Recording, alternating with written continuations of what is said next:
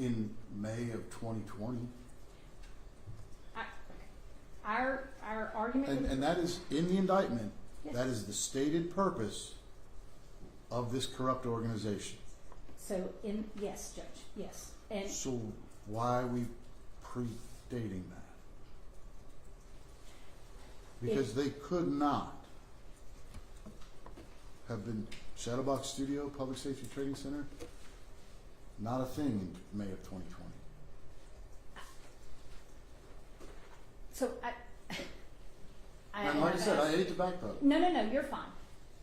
Of course you're fine. Excuse me, Judge. No. My job is to be curious. My argument regarding that is that the enterprise, which had this goal of this trifold goal, and that the evidence will bear it out, but that the argument is that the conspiracy, notably, Judge, that the conspiracy, okay, existed from those dates. And let me make sure I've got I want to be technically accurate.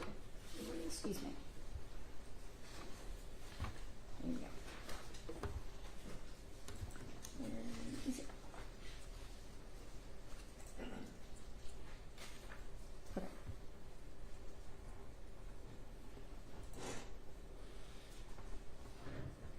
Okay. So that they were associated with an enterprise, and you're, I think, saying how can the enterprise with this purpose exist before the public announcement, before. What I will tell you is that the date range of that conspiracy is alleged based on the information that we obtained through evidence that we received and during the course of the investigation, whether it be statements of an alleged co-conspirator, which were not testimonial, so don't invoke the confrontation clause, but statements of a non-indicted or statements of a masked co-conspirator, we'll say it that way. We believe we know who it was, but regardless, statements of a masked co-conspirator. And again, Judge, under that logic, under their argument, the Network for Strong Communities, which was a core part of this whole thing, I mean, the record shows that they were incorporated in August of 2020. So my argument is that while the indictment alleges a date range, it then follows up with specific dates that actions occurred. And so as far as notice and all the case law they cited about notice, every single act charged as either predicate act or overt act has a specific date. So none of those cases are applicable to us. Is Atlanta Forest the corrupt organization, or is Network for Strong Communities the corrupt organization? Atlanta in the indictment, it's defending the Atlanta Forest. Network for Strong Communities is part and parcel of it. It's very convoluted, but it's part and parcel. I think that's exactly what the defense is telling me, and they're asking me. It's way too convoluted. I look at it, I can't see it. Well, I'm not saying that the indictment can't be seen. I'm saying that the facts of the case are convoluted because, I mean, that's part of the intent. I won't get into that, but it is. We alleged the beginning of the conspiracy on that date based on evidence we received to include a unindicted co-conspirator's statement. That is part of why we included the date that we included. The specific overt acts are then alleged, and we're going to be restricted to allegations of those overt acts. However, Judge, I mean, under anybody's rational, just common sense approach, before the first overt act, an enterprise can exist. I mean, that's just common sense. I mean, it can exist before they first take an act, or before they take an act that we charge. And so, yes, we have alleged that the enterprise and the conspiracy. I agree with you. Yes. Okay. An organization can exist. Yes. Now let's talk about purpose. Okay? Okay. It can exist. Got it. They could have, Atlanta Force could have been in existence since, I don't know, 1900.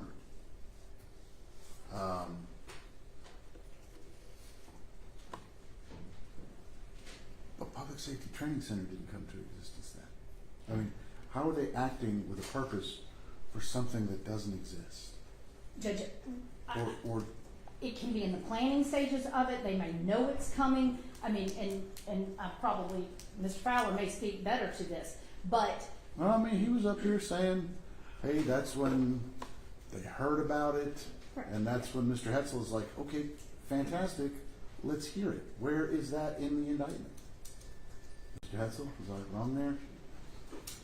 To clarify, I'm asking for the state to produce a witness or some other evidence that somehow gets us to May 25, 2020, instead of the first overt act listed, which is July 2020, instead of August 2020, when some organization incorporates, instead of September 2021, when the land swap happens.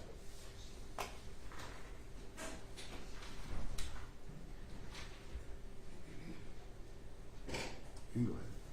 So Judge, my first contention to all of that is, in order for us to need to put a witness on to explain why it can't be further delineated and narrowed, it has to be determined that it is insufficiently broad.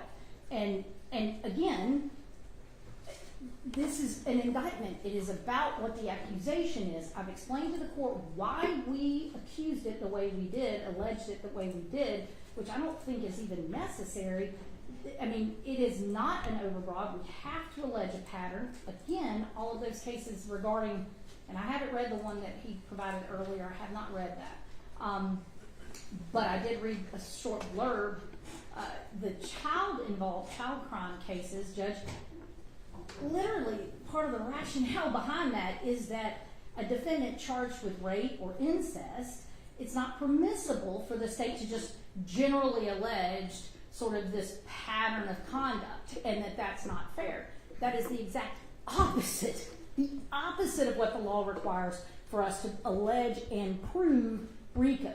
RICO requires us to allege a time frame in which the conspiracy exists, because we must allege the pattern of racketeering activity. As to that one case whose name I do not remember, I pulled it up. I didn't read it in full, but I can tell you in the holding section, one of the things it said was it's not valid because the 43 predicate acts, or the 43 separate acts, were not, there was no date given. That's the exact opposite of what we've got here. So we have a date range that we say in our indictment. I'm not saying what's going to happen at trial, but we have accused these defendants of participating and conspiring in this enterprise, or while associated with this enterprise, in RICO activity between these two dates, and then allege specific instances of overt act and predicate acts with specificity and dates.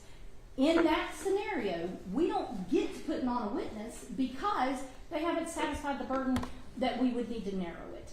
And so that's the state's position with regard to that. Now, moving back, and I understand why it was a little discombobulating when I started back in on the indictment. However, let me go back, Judge, and I was before the break talking about how the indictment alleges racketeering activity, or a pattern of racketeering activity, and I started off by saying all we have to do is sufficiently allege a single incident of domestic terrorism to establish a pattern of racketeering activity. In section 2 of our indictment, in paragraph 152 of count 1, we allege that on January 21st, 2023, Naja Geyer, Madeline Fiola, Emily Murphy, Francis Carroll, and Ivan Ferguson did join the night of rage in Atlanta and caused arson and property damage, and thereby committed the offense of domestic terrorism. However, going back to the Sanders case, Judge, which talked about compound crimes, conspiracy being a compound crime, that you can look to the other counts for the rest of the details to support your predicate act offense and whether they've been put on notice. And corresponding count 2 of the indictment further sets forth all of the elements of that exact same domestic terrorism. It relates back to it, it follows the language, same date, same individuals involved. So there and then, under the law, whether people think it should be enough or not, but under the law, we have alleged that as an overt act, these participants, these 4 on this date, participated in domestic terrorism, and then in count 2, as allowed by Sanders in a lot of other cases too, but Sanders in 2022, then we then supply the necessary factual specificity, or excuse me, alleged specifications or specificity to the domestic terrorism and how they committed it. So that's one. So right there, Judge, we've established a pattern of racketeering activity. Then you get to, did we establish a pattern of racketeering activity under 1614.3.4a, which is the subsection that says at least 2 acts of racketeering activity in furtherance of 1 or more incidents, schemes, or transactions that have the same or similar intents, results, accomplices, victims, or methods of commission, or otherwise are interpreted by are interrelated by distinguishing characteristics and are not isolated incidents. And then it goes on to give you the time boundaries of when those can occur. Racketeering activity then gets defined. So what are incidents of racketeering activity? And this is where I was talking earlier. Racketeering activity includes 2 different things. One is the commission, attempt to commission, etc., of enumerated offenses, and it's like through 43. And it's not just 43 offenses, it's 43 categories of offenses. So, for example, assault under the chapter and article, and so it would be any of those assaults. But 43 categories of offenses. Or B, which is what I was talking to you earlier about the fact that if the court, the indictment can allege acts or threats involving felony arson and felony obstruction of justice. And so if we have then, within the entirety of this indictment, alleged either, we have already argued that we allege domestic terrorism, so we're done with pattern of racketeering activity. However, if the court deems otherwise, then have we done it through one of those 43 categorical crimes under A, which would have to include all of the elements of those underlying offenses because they are, in fact, the commission of an offense. Or under B, which is allegations of acts or threats involving the arson and the felony obstruction. So, and I quoted that case to you already, Judge, so we won't reiterate. So going to the specifics, and I'm going to start with A, which is the racketeering activity that is in and of itself a crime. And the state asserts to the court that the indictment in its entirety sets out multiple allegations that are sufficient to establish an assault. And this goes back to the beginning, Judge. I quoted, I think it's still Sanders. Yes, Sanders v. State, where it says the indictment must, one of the 3 ways is if the indictment alleges elsewhere facts showing how the compound offense was committed. So one of those 3 ways, either in count 1, setting out all the elements, and the elements are all set out in count in the entirety of the indictment, or we've alleged sufficient facts to establish the elements essentially of the compound crime. So starting with assault, the state would assert to the court that the indictment in its recitation of 225 overt acts that specifically the indictment says include racketeering activities, that we have alleged assault in paragraph 72, in which it gives a certain date, says specific individuals, Abigail Skapiak, Philip Flagg, Madeline Kodak, Brooke Quartermont, Mariana Hoyt Lanes and Anna Gypsy Lee, and 2 unindicted co-conspirators did throw Molotov cocktails and glass bottles at police officers. 2, the state asserts that we have alleged an aggravated assault in paragraph 110. On November 8, 2022, Abigail Stapyak did provide information to a masked unknown individual that held Richard Porter, a metal scraper, at gunpoint in Increasement Park, thus committing aggravated assault against Richard Porter. The third example of an assault is paragraph 116 on... She provided information. Information to the person, yes. What time of day it was, what kind of information? She provided information to somebody committing a crime. To somebody who held him at gunpoint, yes. Okay. And what kind of information was that? It's not alleged in the indictment. I mean, I can tell you that and it's in the discovery, but it's not alleged in the indictment.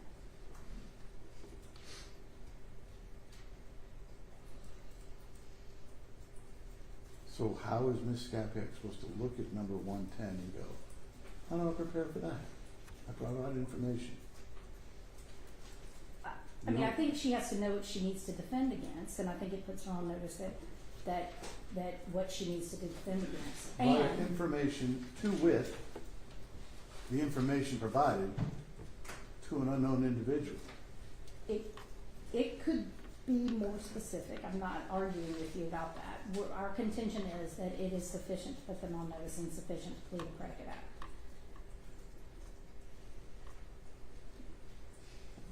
You allege it as an overt act, not a predicate act. Well, it's both, and it's alleged as both. It's, I mean, it. No, this is an overt act in furtherance of conspiracy. Yes, but at the heading. Thus committing an aggravated assault?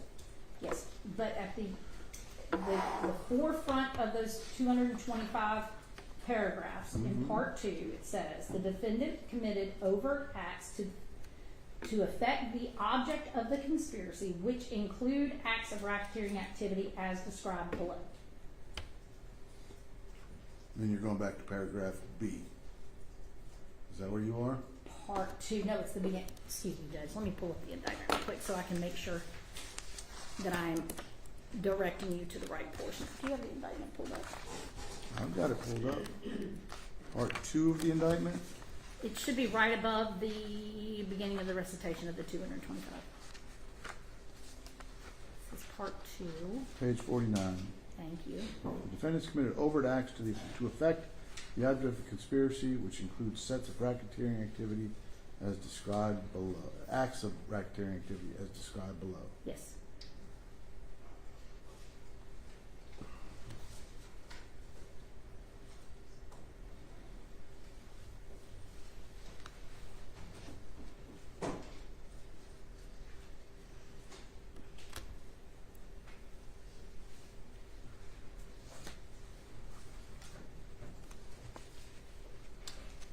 Okay. And I think you're getting to something that will be covered in a later argument. So, Judge, then we move to, I think I left off with paragraph 116 on December 13th, 2022. And I'm going to just kind of abbreviate instead of exactly quoting, but Carroll, Tilbury, Olson, all named defendants in this indictment, did throw rocks, a bottle, shoot fireworks at firefighters and EMTs. Paragraph 121 is another simple assault. December 13th, 2022, Serena Hotel did cut a rope in an attempt to cause an arborist to fall during climbing. This is an overt act in furtherance of the conspiracy, which is at the end of every one of them because it's required for us to allege that they overt acts are in furtherance. Fifth incident of assault or aggravated assault alleged in the indictment is paragraph 124.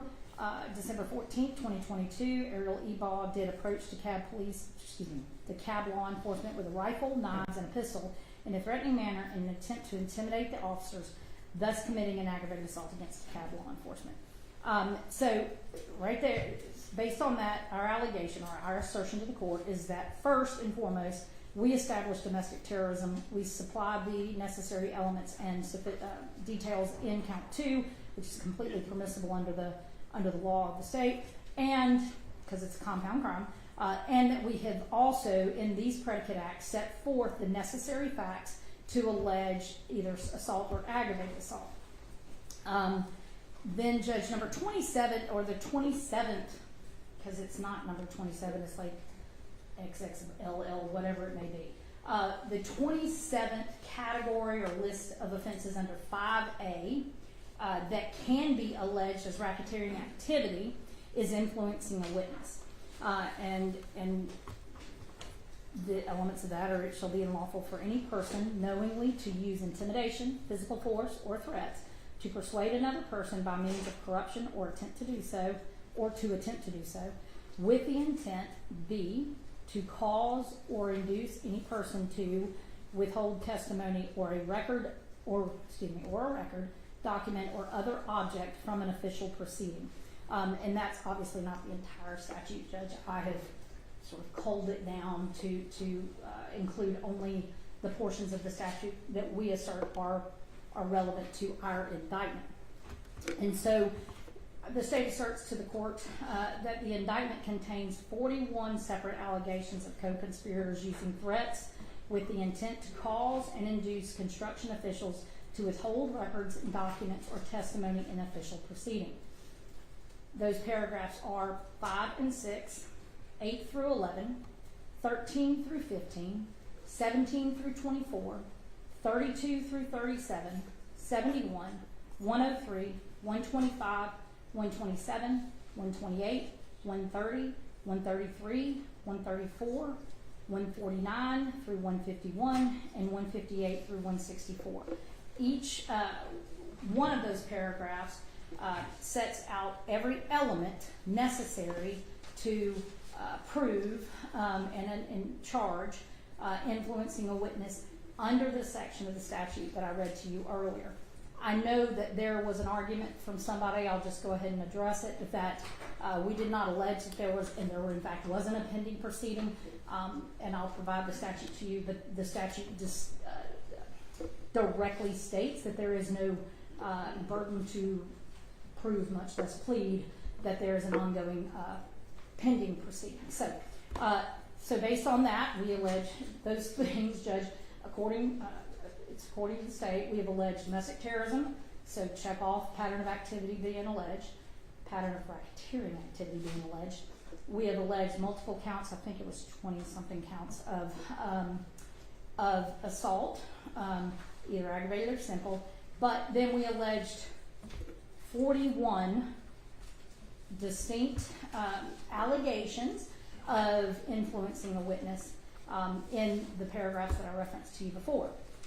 So those are our 5A offenses in which we assert that we have met the burden through Sanders, and the Sanders standard, I don't remember if it's Sanders would say, the Sanders standard, that all of the necessary elements that are provided to the defense through either recitation of the statutory language, or recitation of facts that would support the elements of the offense or prove the elements of the offense.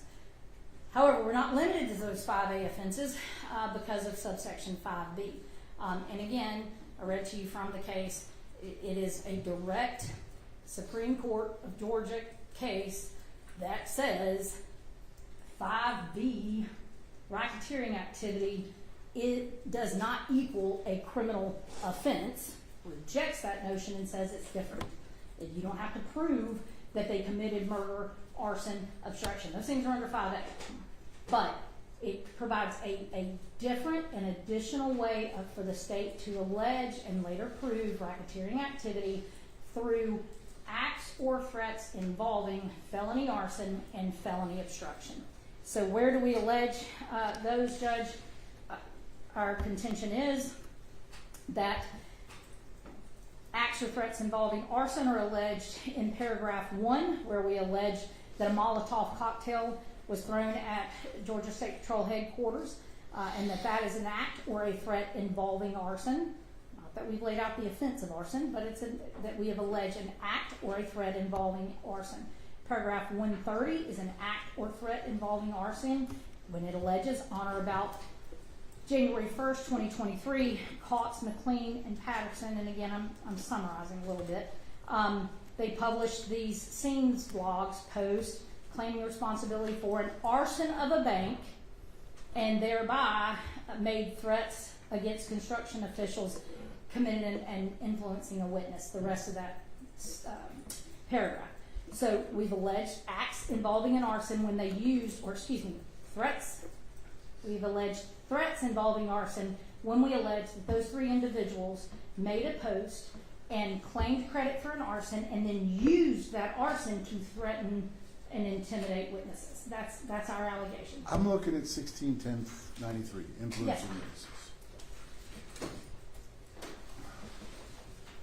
A person who, with intent to deter a witness from testifying freely, fully, truthfully to any matter pending in any court, Yes. in any administrative proceeding, or before a grand jury, communicates directly or indirectly to such witness any threat of injury or damage to the person, property, or employment of the witness, or to the person, property, or employment of any relative or associate of the witness, or who offers or delivers any benefit, reward.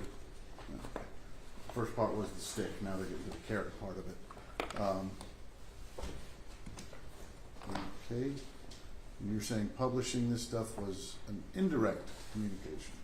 Judge, I'm saying that it fits under, if you'll give me 2 seconds. 93. There it is.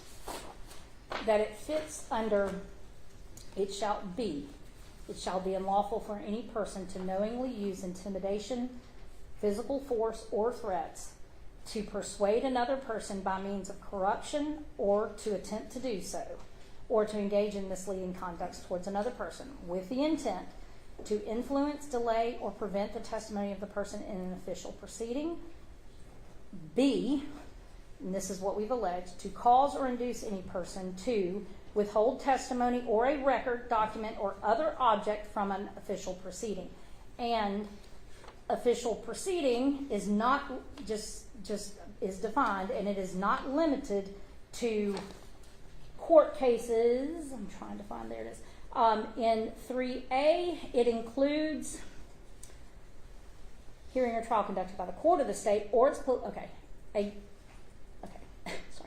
I'll just read. Any hearing or trial conducted by a court of the state or its political subdivisions, a grand jury, or an agency of the executive, legislative, or judicial branches of government of this state or its political subdivisions and authorities.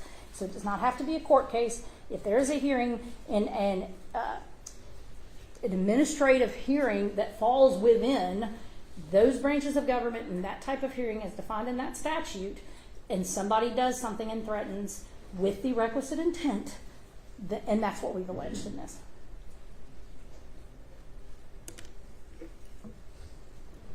Okay. So we've alleged that's one of the ways, but that they use these threats to intimidate and influence construction officials from doing the elements of the crime. I'm not going to read it all again.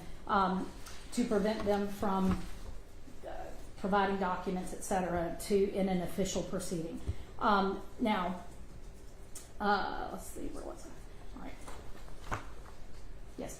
Acts involving arson. Paragraph 152, on or about January 21st, 2023, Geyer, Fiola, Murphy, Carroll, and Ferguson, and this is that paragraph we read earlier, did join the Night of Rage, and caused arson and property damage, and thereby committed the offense of domestic terrorism.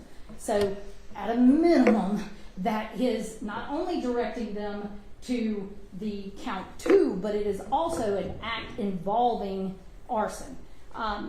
Paragraph 153, on or about January 21st of 2023, Ivan Ferguson and Naja Geyer rode together in the Night of Rage inside a truck with a gas can and camping gear and a climbing gear.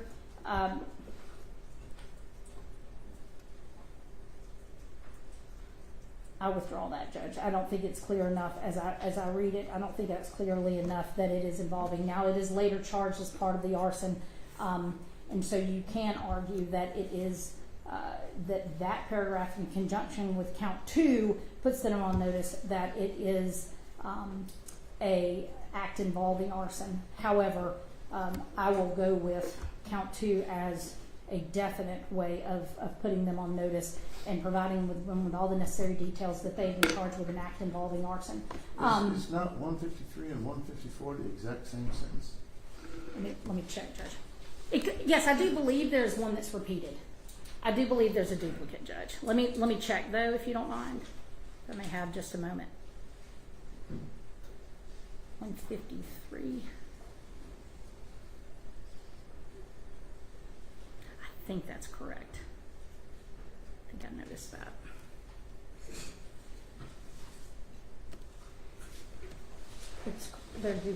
They're duplicative, Judge. So we can agree that one of those would be direct or struck. All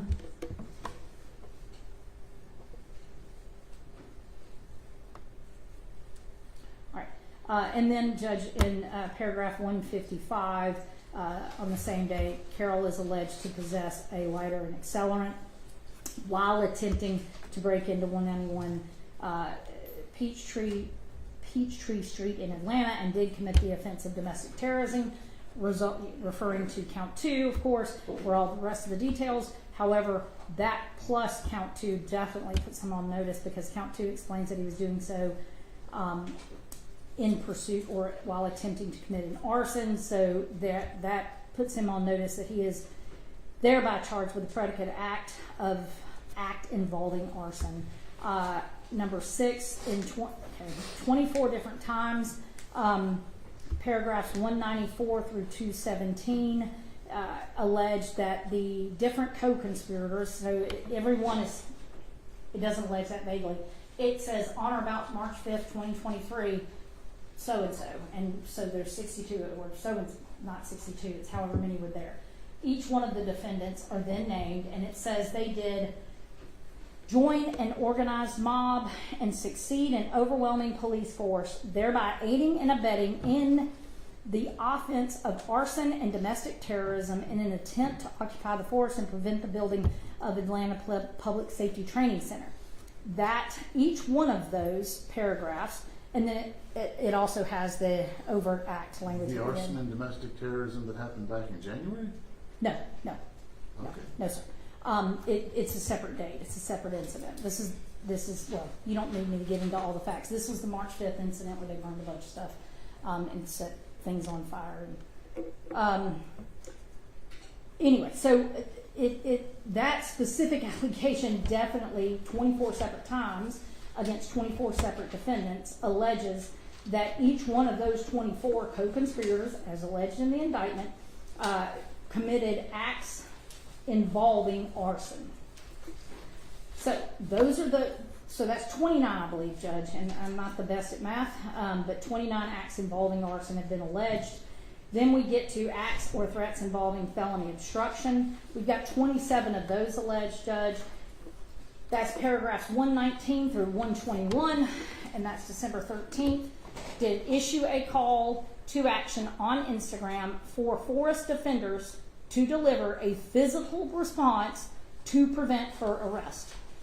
So we allege that is sufficient to put them on notice that they are charged with a act or a threat involving felony obstruction. 120, it's the same date, same person, attached a wooden board with metal spikes to a treehouse to prevent law enforcement from reaching the treehouse. 121, the same person on the same date, cut a rope in an attempt to cause an arborist to fall during climbing. And then in 24 times, paragraphs 170 through 193, similar to the other ones I referenced with the arson, but these paragraphs say and allege that on or about March 5th, and then there's 24 different of these co-conspirators named individually in each one of these paragraphs, that person did join an organized mob of individuals designed to overwhelm police in the police force in an attempt to occupy DeKalb Forest and cause property damage. That particular, all of those, the state alleges, alleged sufficient facts that would support a predicate act of act or threat involving felony obstruction of justice, Judge. So in summation, the allegation is we did not allege predicate acts. Some of them say no acts of racketeering activity. Some of them say no pattern of racketeering activity. I'm addressing whether we alleged pattern of racketeering activity through racketeering acts. And in summation, Judge, we have alleged 27 allegations of threats involving felony obstruction, 29 allegations of acts or threats involving arson, 41 allegations, I'll slow down, of influencing a witness, 3 allegations of simple assault, 2 allegations of aggravated assault, paragraphs 155 and 156 in correspondence or corresponding to count 2 alleged domestic terrorism. Yeah, that's all we had to do. One sufficient charge of domestic terrorism. And then paragraph 152 puts defendant on notice of the racketeering activity crimes of domestic terrorism and attempted arson with corresponding counts 2 and 3. So you've got 2 is domestic terrorism, 3 is arson, and count 152 puts them on notice that they are charged with conduct that then is arson or domestic terrorism, and that those offenses are later defined in counts 2 and 3, which is allowed under the Sanders case and many other cases. So, Judge, as far as the arguments of Mr. Sanders, I don't think I will have to take up the court's time because many other defendants argue the same thing, and I believe that I have covered what our position is with regard to that. And again, Judge, so in essence, in response, this is not targeting or subjecting these defendants to illegal prosecution under the First Amendment under any way. And the state has sufficiently alleged for an indictment that the elements of RICO conspiracy, including a pattern of racketeering activity and the specific racketeering acts or racketeering activity that support that. Right. Thank you for your time, Judge. Do you have any questions? Not right now. Nope. Thank you. Do you want to follow that back up? It's y'all's motion. I'm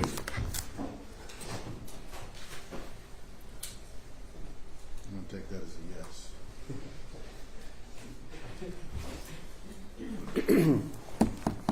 All right.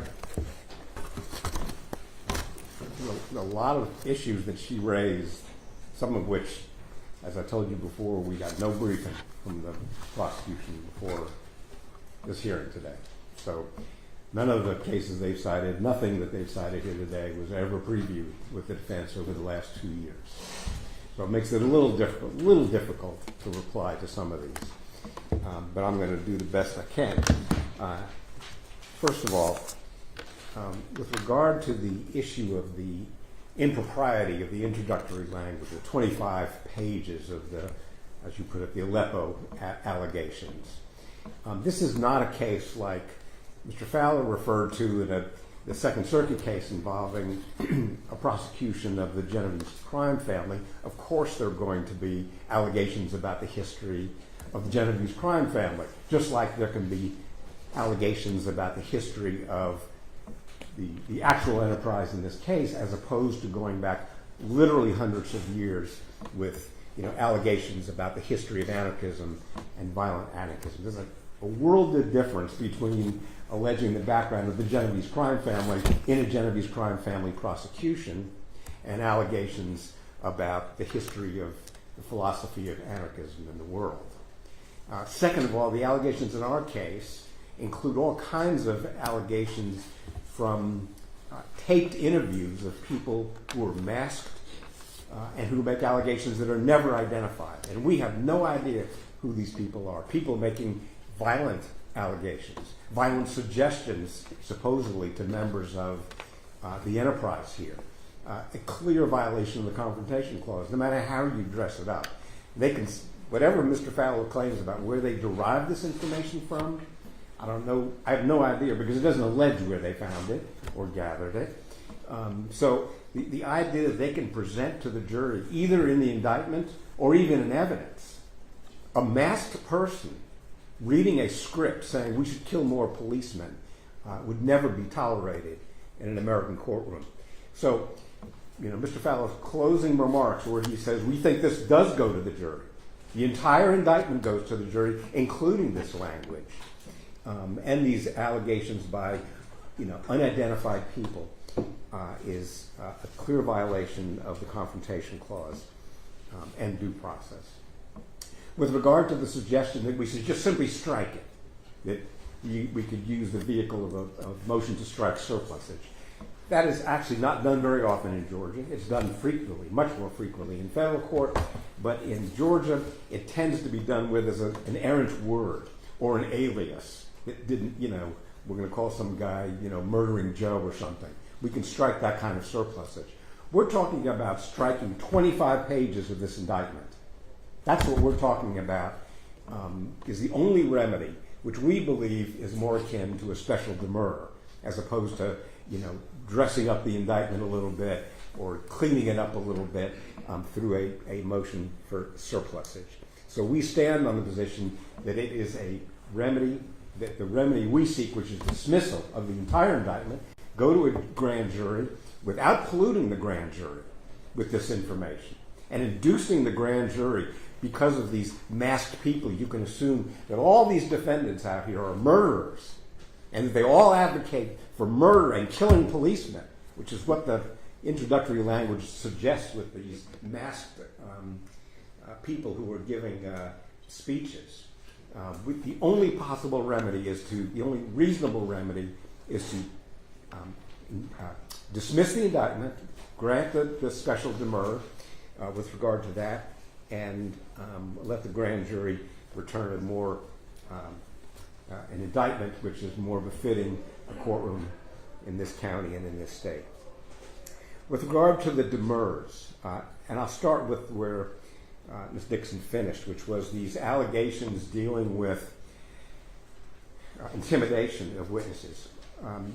If you look at the overt acts that we're dealing with here, time and time again, they talk about my clients, as well as many of the other clients, engaging in some kind of conduct to effect an official proceeding.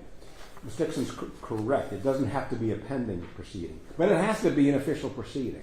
And they've never identified, nowhere in this indictment does it allege what official proceeding was supposedly going to be impacting. And there's nothing in either the federal intimidation statutes, the obstruction statutes, or the state statutes that say you can just allege an official proceeding and we'll just let the jury decide. Because we sure have no clue what they're talking about. We have no clue what the prosecution's intending to present before the grand jury, before the trial jury, as to what official proceeding could possibly be envisioned by the defendants who were engaged in this conduct.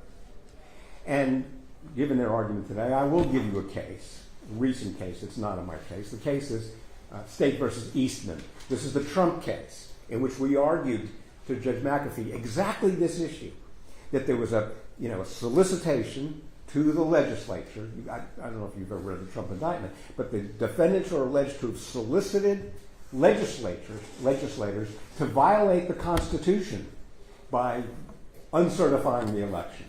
That's the allegation against the Trump co-conspirators. And we argued to Judge McAfee that the indictment was defective because it didn't say what part of the Constitution do you claim we were violating. And he agreed, and the Georgia Court of Appeals agreed. And the case is State versus Eastman. The citation is 374 Georgia Appeals 484 this year. That's Judge McAfee in the trial court last year and the Georgia Court of Appeals this year. 374 Georgia Appeals 484, granting a special demurrer, dismissing all those counts of the indictment. There were many counts of the indictment dismissed. Agreeing with our argument that you've got to be specific when you're talking about, what part of the Constitution you were soliciting the legislators to violate. Clearly analogous to the argument we're making here is you have to tell us what official proceeding you're claiming we were trying to obstruct. Doesn't have to be pending, it could be envisioned, but at least we have to have been thinking of an official proceeding, and they have to identify what kind of official proceeding and what specifically official proceeding we were envisioning. With regard to, Mr. Garland's going to be arguing either next, or I'm not quite sure what the order of proof is going to be here, but he's going through a lot of the special demurrers that surely apply to my three defendants. He's representing someone else.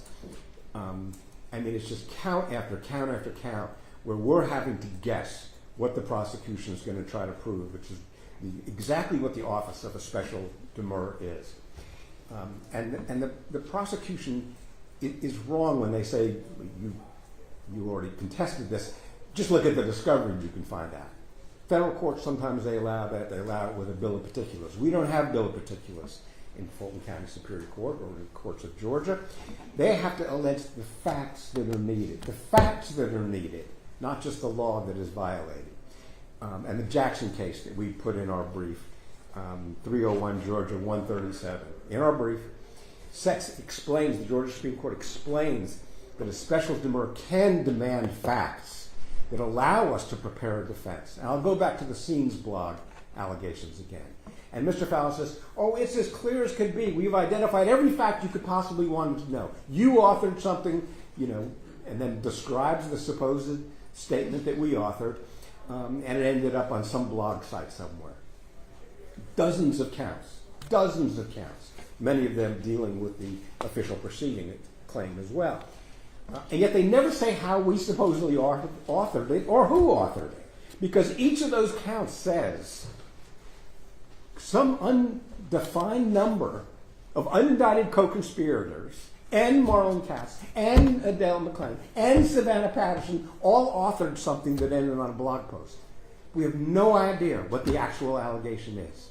We could find the blog post. It doesn't have anybody's name on it.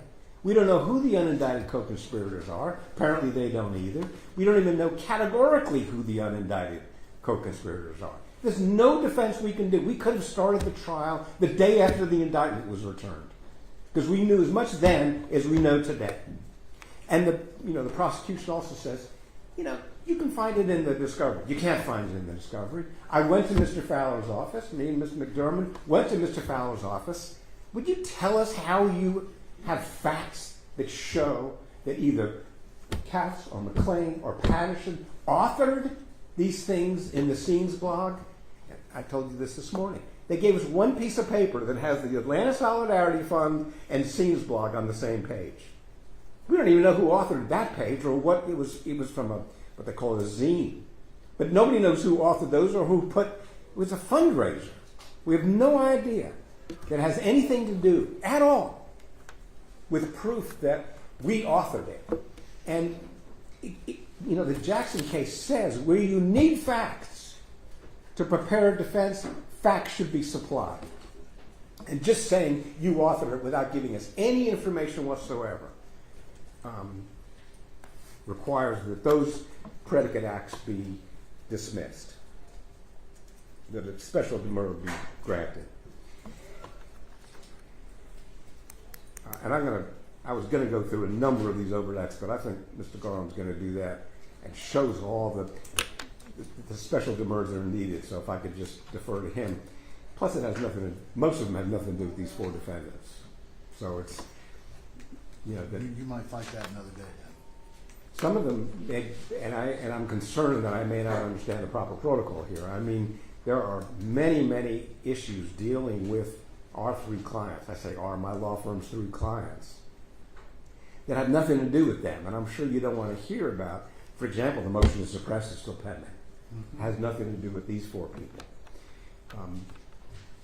It's been sitting there for 2 years now. We have the whole filter team issues that we're working through at least, and close, but not done, resolving. But just dealing with the demurrer, if I can. The other thing I would point out, I want to talk just briefly about the Dorsey case. This is Sheriff Dorsey. You remember Sheriff Dorsey was alleged to have assassinated or arranged for the assassination of Derwin Brown in DeKalb County. I represented Sheriff Dorsey, unfortunately, because I lost that case that Ms. Dixon is talking a lot about. And it does have troubling language about the definition. My definition is troubling language about the definition of a racketeering act. The structure of the statute is, and Ms. Dixon talked about this a little bit, is there's a list of 43 specific generic crimes in Georgia, including homicides, everything in chapter 1651, various sex offenses, 16.6.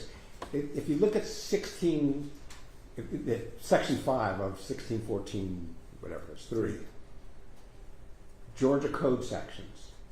And then if you look at 5B, it says any crime in any state involving murder, arson, and the whole list. It is clear from the legislation that what the intention was to bring in the laws of all 50 states, because RICO allows you to prosecute for crimes that occurred outside the venue. So first they identify all the Georgia crimes, including murder, including arson, including intimidating witnesses. That's all in A. And then it says, and in any state, crimes involving arson, murder, and intimidation. Because they're trying to bring in reality, another 49 states' laws in Section B. Don't forget the territories. And D.C. And Guam. Huh? Guam. That's right. Greenland. Right? No? Not yet. Not yet. So, but listen, I'm gonna be honest. The Supreme Court didn't agree with us, and the Supreme Court agreed with Ms. Dixon. And again, I suppose we're going to have to honor that here. They did say when the statute said "and any state," even though it is abundantly clear they're trying to bring in 49 states. It meant Georgia too. We're one of the 50. Yep. So the question is how to limit Dorsey somehow to make sense. Because why would you say you have to prove a predicate act, murder, arson, and then say, or any act involving murder? It's completely duplicative. There's no reason to have had Section A at all if you're going to say any act involving murder. It doesn't say any overt act in B. And in Dorsey, they never defined what they meant by an act involving. We know what the legislation meant. It meant the crimes in Maryland involving murder, the crimes in Kentucky involving murder, the crimes in South Carolina and Alabama, because they didn't want to have to go through every code section of every state. So, but the point is that has nothing to do with the demurrers that we have filed. Because none of my clients are charged with, my clients, my law firm's clients, none of them are alleged to have violated an act involving murder or an act involving any of these other code sections that they're alleging. Nor do the predicate acts say that that's what they're relying on, a 5B allegation, as she said, calls them 5B claims. None of them say that. We're just left to guess. What is the predicate? What are we defending here? Does the indictment have to delineate between 5A and 5B? I mean, I would think so. They have to say they can't just. They don't give us many facts, and then they don't give us the appropriate code section. That's what Jackson says. Jackson even says you shouldn't even rely just on code section. It should be code section plus element plus facts. And if it's obvious, and sometimes it is obvious, like in Sanders with some of the counts. Some of the counts were thrown out in Sanders. I mean, Sanders has some counts that survived the Supreme Court, and other counts, I think Judge Bethel wrote the decision, other counts where he said, you allege they violated the Controlled Substances Act. You didn't say what drug. Well, I think under their analysis here today, you don't really have to do that. Just say VGCSA. But Judge Bethel said, no, you got to be precise. You got to be precise, exactly what drug. And that's for a solicitation count, where it's the predicate offense for a solicitation count. Were you with me? The defendant asked someone else to sell him some methamphetamines, and the indictment said you solicited someone to sell a drug. Drugs. And Bethel said, and in violation of VGCSA, and Justice Bethel said, that's not enough. You got to identify the specific drug. Well, that's like the official proceeding in these counts. You got to identify the official proceeding. You have to be precise so we can at least prepare a defense. I'm back to surplusage for 1 second. Mr. Fowler says one of the reasons we can put it in is because it came out of their own language or their own mouths, the defendants. I seriously doubt that. I seriously doubt the accuracy of what he said there, not intentionally, but is he claiming that they have one of the defendants reciting 25 pages worth of the history of anarchism somewhere? We certainly haven't seen that in the discovery. And so I think what he's doing is he's saying we've got these masked people talking. So we're not going to tell you who said it. We're not going to tell the jury who said it. Just someone wearing a mask said, you know, during the night of rage or day of rage, we ought to kill some cops. And says, well, that's why it's in the indictment, because some masked person said it. And then he said, well, maybe it came out of books or articles. Well, let me remind him of the First Amendment and you know, the Anarchist Cookbook. A lot of people have got a copy of the Anarchist Cookbook. I bet you've got a copy of the Anarchist Cookbook in your library. But nobody would say that you're making bombs, you know, or that you believe in bomb making, or that you advocate bomb making. And we all have books in our library that we don't actually advocate for. I mean, criminal defense lawyers have all kinds of books in their libraries about the crimes that we defend against, our clients who were charged, you know, and you may remember from our motion to suppress the types of materials they seized from our client's house, the voluminous amount of books and magazines and pamphlets. Some of them were in fact written at the beginning of the century, and they're claiming they're going to use that in our trial. So strike the surplus or not, they plan to put it in anyways because it was in Marlin's library. And we quote 100 cases to you saying you can't put the Anarchist Cookbook in evidence. It's the same as, you know, rap music cases. So I'm going to defer to Mr. Garland if I can, with all due respect to these four folks. When their special demurrer gets raised, I think he's been invited to deal with those facts. But we maintain general demurrer should be granted in this case because of the various flaws with the indictment. Can you imagine, can I just finish with this? Can you imagine trying to instruct the jury consistent with everything that Ms. Dixon just said for the last 2 or 3 hours? Can you imagine trying to explain to a jury the way this indictment is framed? The intricacies of the verdict, either guilty or not guilty on count one. How are they going to do that with this indictment? I would look forward to reading the proposed jury charges provided by the parties. Well, we have tried actually to start working on that. It is impossible. It is impossible. Okay? I mean, you've read the indictment, right? You've read the motions, you've read the demurrers, you certainly know the statute. Can you imagine trying to explain to a jury how, take my clients who've never set foot in the forest, who paid for people, who arranged for the payment, they didn't pay, arranged for payment for people for hot dogs, veggie dogs actually. That is or is not an overt act that you can use to hold them responsible, hold my clients responsible, because they're paying for food. You about to ask me a question? Or about to be frustrated? No, I was just supposed to make a Godfather reference. Marlon Brando never pulled the trigger. Marlon Brando never went on the scene. Yeah. Well, you think, well, we don't know about that, but but that's kind of what RICO was originally designed for. Was it not?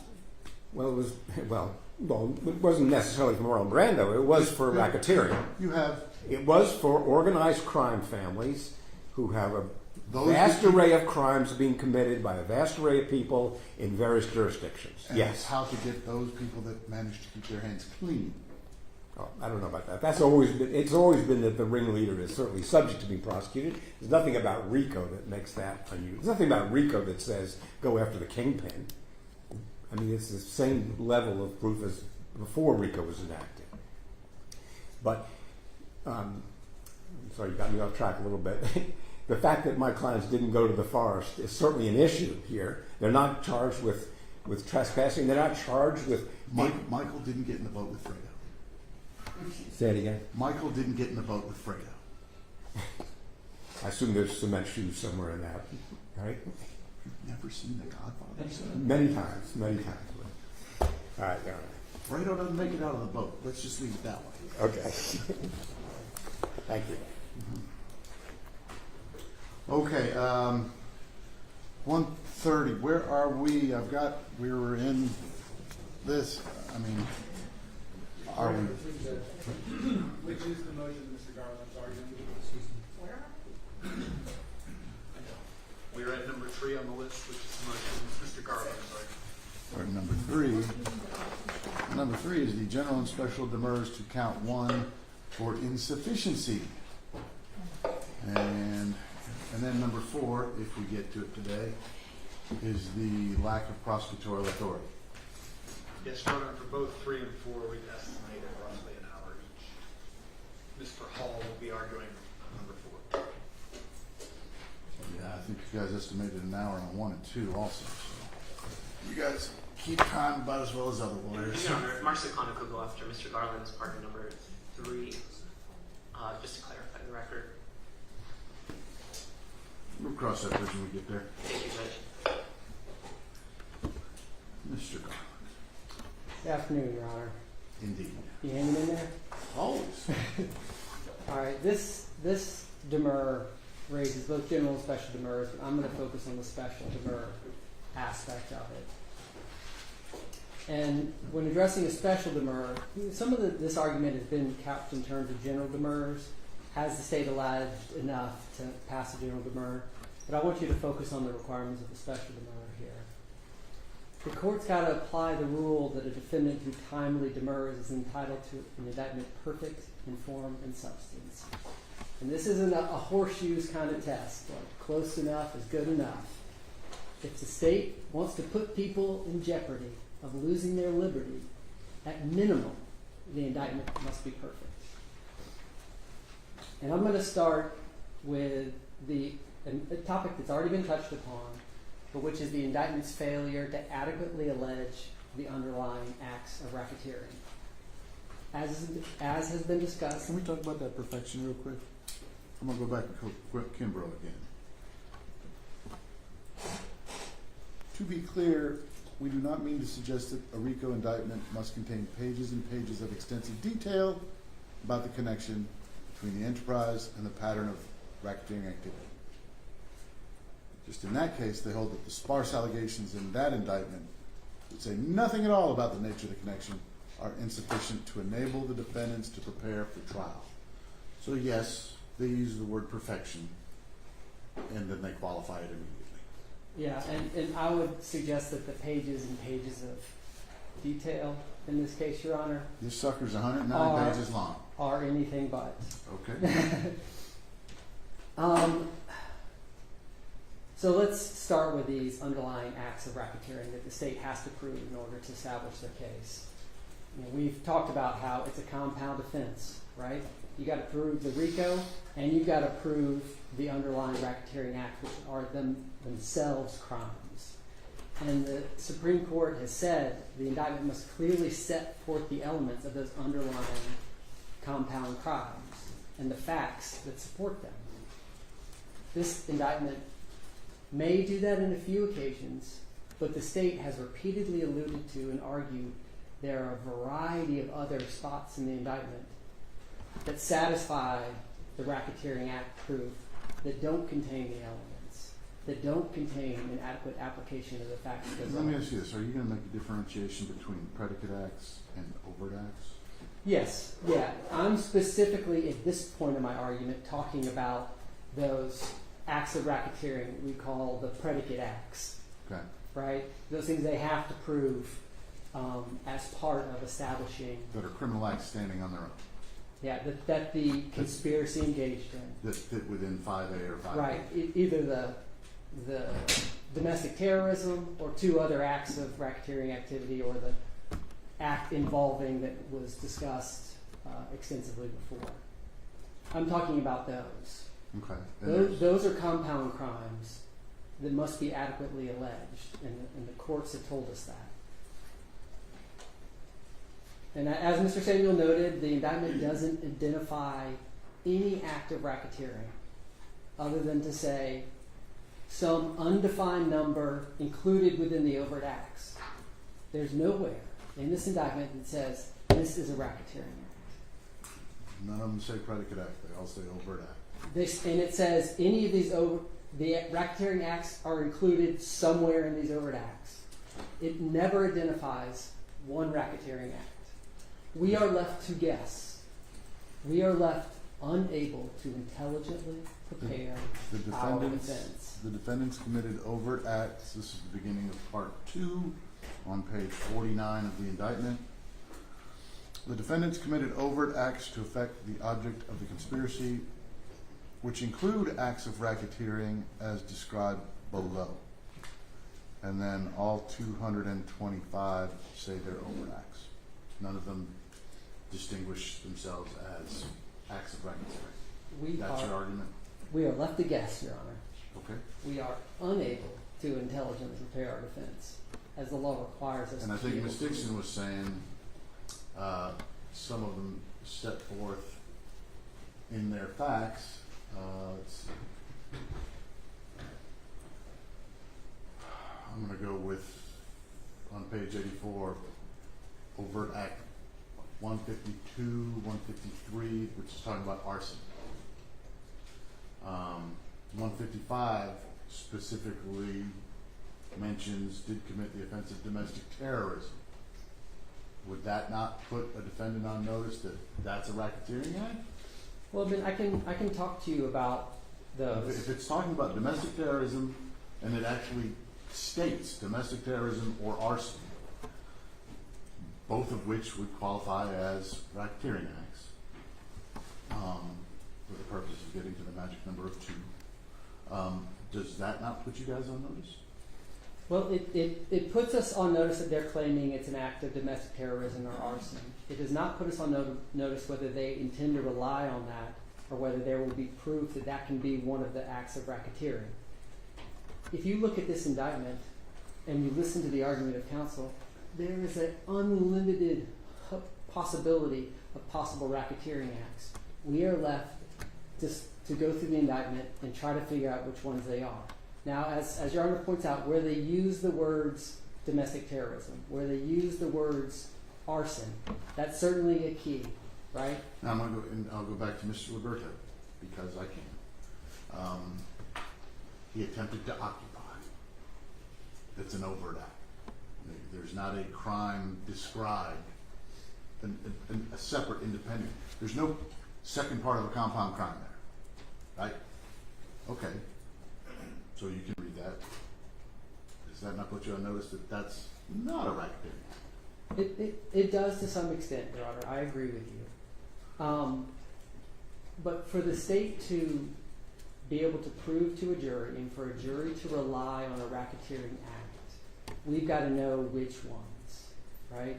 And it's not enough to say that they've adequately alleged some, but they can still prove others, because that's a problem for the special demurrer. We need to know all the ones that the state would be able to rely on so we could adequately prepare our defense. And so, domestic terrorism, arson, it's alleged in separate counts 2 and 3 for January 21st, 2023.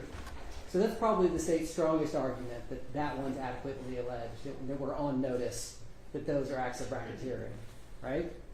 And there are concerns with that domestic terrorism statute that will be addressed in other demurrers, so I want to address those here. And then We're not addressing the constitutionality of arson, are we? No, Judge, but there is a demurrer on it, so both of those could be. I've read it.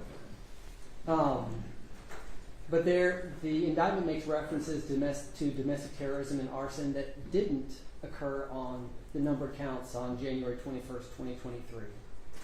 Right? But they don't adequately allege the underlying facts as they apply to the elements of arson in those paragraphs. They mention the words domestic terrorism, they mention the word arson, but remember, the law requires them to allege the elements and the facts that apply to those In elements. the predicate acts, but not the overt acts. Correct. Okay. And they haven't done that. Not only do they not mention the elements in regard to the acts on those dates, for instance, the March 5th music festival and the damage to the construction equipment that's alleged to have occurred on that day. They don't mention the elements of arson or domestic terrorism in those counts. They don't mention the code section. They don't explain how the facts alleged in those counts satisfy those elements, Your Honor. So while Your Honor's right, saying there is some indication that those could be acts of racketeering, I don't know that. It doesn't meet the requirements that the law imposes. We're left to guess. There is a mention of assault in the indictment. It's mentioned a couple times. Nowhere in the indictment does it mention the code section. Nowhere does it set out the elements of the crime. Nowhere does it explain how those elements, how the facts meet those elements of the crime. It completely fails the test of setting forth the elements and the facts required for compound crimes. If they mentioned assault, the indictment mentions assault, but how can that be enough to put us on notice of what is, that it will be an act of racketeering? And I think that's the Kimbrough case. It's like, okay, this crime could have occurred in 6 different ways. We don't know which one. I mean, I'm, Your Honor, preparing for this argument. I'm reading through the indictment, and I'm just saying, what fanciful argument could be made to this paragraph to claim that it alleges an act of racketeering? Because that's essentially what the state has done up here. We're left to guess because the indictment doesn't tell us. But the indictment has to tell us. We have to know what the racketeering acts so we can prepare our defense. We shouldn't have to guess. In fact, we don't have to guess because the indictment must be perfect and tell us. Then there's influencing a witness. It never mentions the statute by name. It never cites the code section. It never gives a complete recitation of the necessary elements of the crime or an adequate description of how the facts satisfy those elements. All it does is it mentions some of the language from the statute in various overt acts in the indictment. Don't forget which official received. Right. It just talks about some of the elements. So it fails the test. It doesn't set forth all the essential elements. It doesn't set forth how the facts apply to those elements. And then there are, for instance, it makes no mention of the element that it must be done to persuade another person by means of corruption or an attempt to do so, or to engage in misleading conduct towards another person. Makes no mention of that element. Makes no description of how the facts would satisfy that element. Again, it's a passing reference. We are left to guess. Is this just flourish in the indictment? Or is this an act of racketeering? We don't know. It hasn't been identified. And then, of course, there's the official proceeding problem. The statute defines official proceeding. None of that language is in the indictment, nor is there any description of what this official proceeding that is contemplated to keep the documents from appearing at. How do we prepare for that, Your Honor? We're just left to guess. But we don't have to guess because we're entitled to a perfect indictment. They talk about obstruction. Ask the state to tell you where the elements of obstruction are shown in the indictment. They're not there.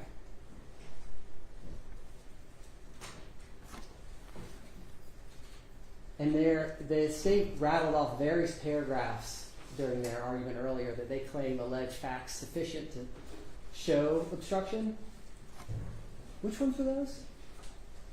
Are they the only ones? Are there others? How do we know if the indictment doesn't tell us we are going to prepare our defense by the sketchy notes from an argument here by counsel. No, that's not what the law requires. The law requires it to be in the indictment, and they failed to do so. We can't intelligently prepare our defense.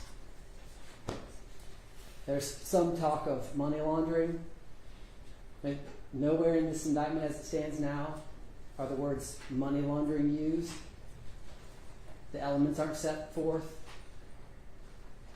How the facts apply to those elements isn't described. There were counts that originally alleged money laundering, but as you know, those have been dismissed, so they're no longer part of the indictment and can't inform this inquiry.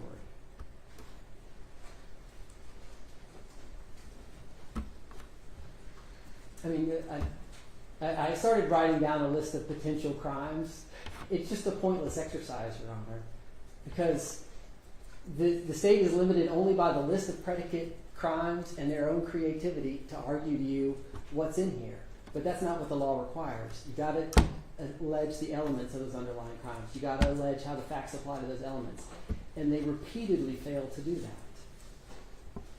Now, it's not enough to say, like it might be for a general demurrer, they did it once, right? They did it for the named counts in the indictment. They did it for the corresponding overt acts that can correspond to the named counts in that date. But that's not what we're addressing here with the special. We need to know every racketeering act that the state would be allowed to try to prove from this indictment. And we don't know that. And then turning to any act involving murder, kidnapping, gambling, arson, robbery, theft, receipt of stolen property, bribery, extortion, obstruction of justice, dealing in narcotic or dangerous drugs, or dealing in securities, so long as those things are a felony. There's nowhere in the indictment that says this is an act involving ... We know they haven't identified any racketeering act specifically, and they certainly haven't identified them as being one of these 5B, any other act types. Let's talk about obstruction and murder. What are the elements of obstruction? What are the elements of murder? Where does it show us that in the indictment? It doesn't. What are the facts supporting the existence of those acts as the law requires? We don't know. What are the dates? Who did it? What did they do? We're left to guess. So if we're going to guess, Judge, let's guess. What about the acts described in Part 1 of the indictment? They're explicitly incorporated into Part 2, describing the overt acts, and they say all the overt acts could be acts of racketeering. Could some of those things from Part 1 be the racketeering that the state proves at trial to a jury to support a conviction? It talks about Rayshard Brooks. Well, he was shot while pointing a taser at an officer. Is that not an act involving obstruction? Is that a racketeering act that the state can rely on to prove these defendants guilty of RICO conspiracy? It talks about the murder of George Floyd. Are we to assume that the murder of George Floyd is an act involving murder that qualifies as an act of racketeering, supporting a conviction, that we defendants must now be prepared to meet and address at trial? Judge, these examples seem absurd, but they flow directly from the state's theory and argument as to what they have to show in this indictment. Just wrong. The law requires the state to tell us what we're defending against so we can prepare our defense. The state's theory would make it wholly impossible for us to do that. What about acts involving arson? Again, as we talked about, there are some specific numbered counts that address arson on a specific day. The state's arguments, pretty strong, setting aside the other arguments, that they've done what they need to do to identify those acts as acts of racketeering. But as we know, it goes far beyond that. How many of the alleged overt acts involved arson? The indictment doesn't tell us. Which other ones involved arson? How do the facts of those yet unidentified overt acts map onto the elements of arson? We have to guess.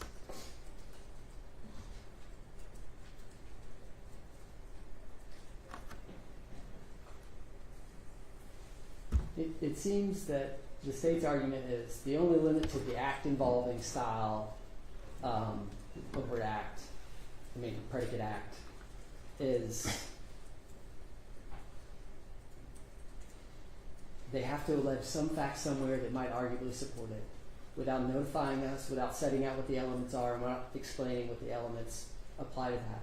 That's simply contravened, as Your Honor has pointed out, by Kimbrough and the other cases addressing compound crimes.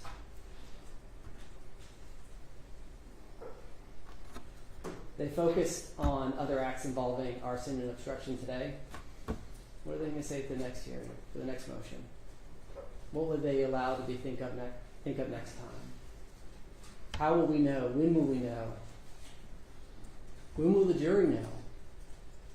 Will we find out before the jury finds out? The parade of horribles, Your Honor, is endless. That's why we have the law that requires them to identify everything.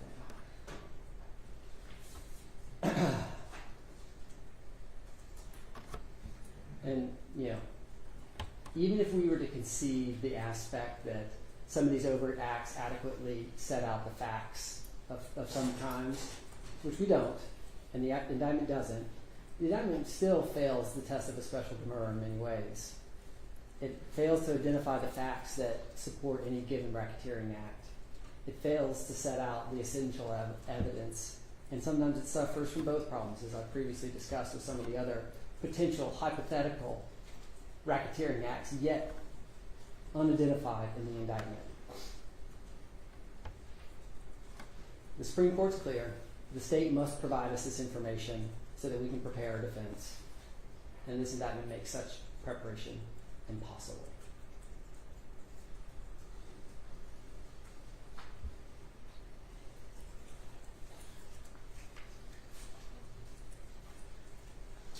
And then from there, we can zoom out beyond. My argument to this point has been focused exclusively on those acts of racketeering, those predicate acts.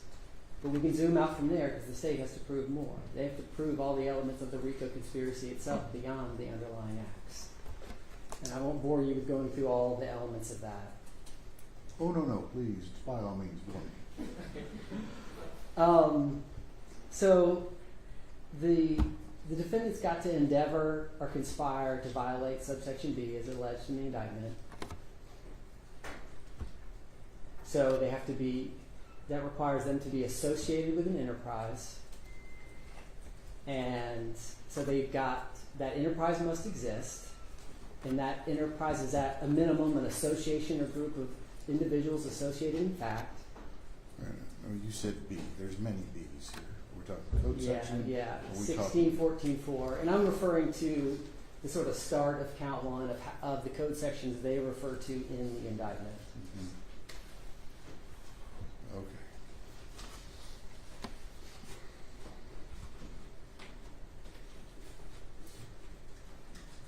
And they must endeavor or conspire for someone in that enterprise to be engaged in a pattern of racketeering activity. That's all the things we've just been talking about.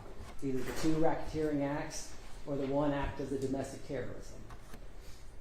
And the defendant must commit an overt act.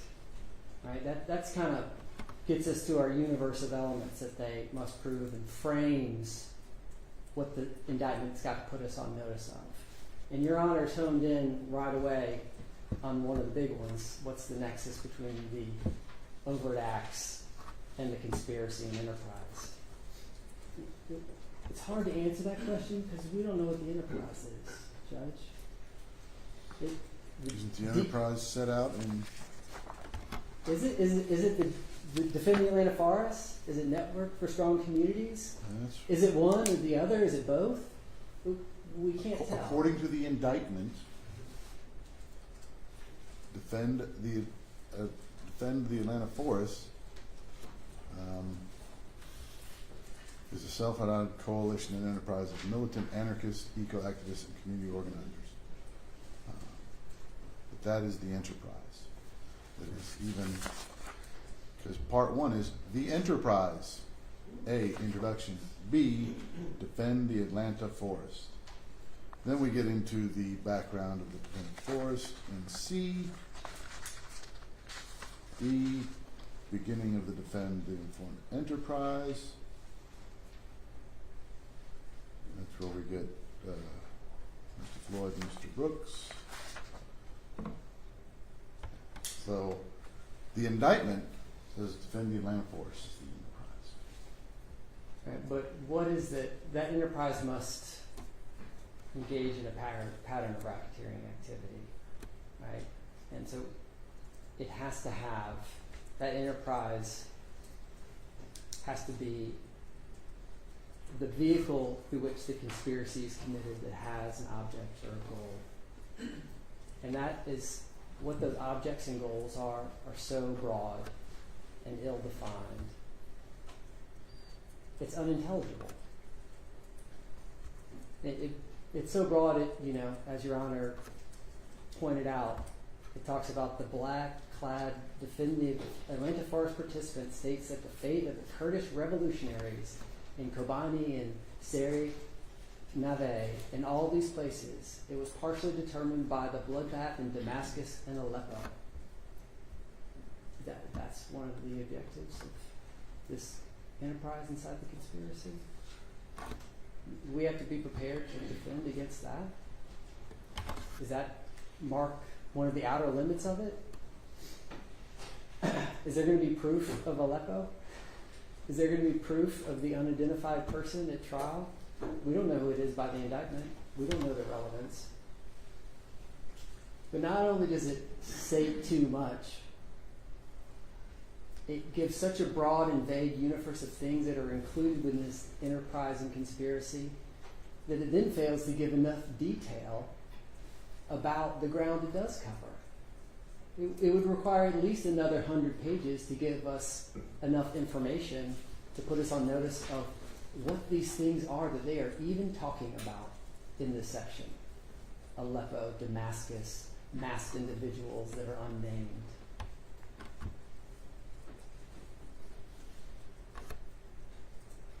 And the jury's going to have the same problem if a case like this is allowed to go to the jury as indicted.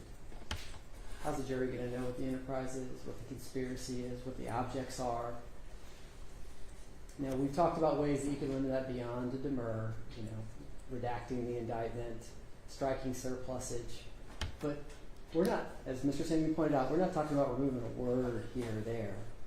We're talking about the need for wholesale change to this indictment that fundamentally changes what it is. It's hard for me to even identify what demurrers would remain if we start striking whole swaths of the indictment. Of course, the ones where the state fails to allege the elements of the compound crimes and the facts that apply to it will still be there. But what about the rest? I don't even know. The jury's got to know what's been alleged, right? We need to be able to determine if there's a fatal variance between what's alleged and what's proven. That's why they've got to tell us what these racketeering acts are. Because we have to know, have they alleged it or have they not? We need that to prepare our defense.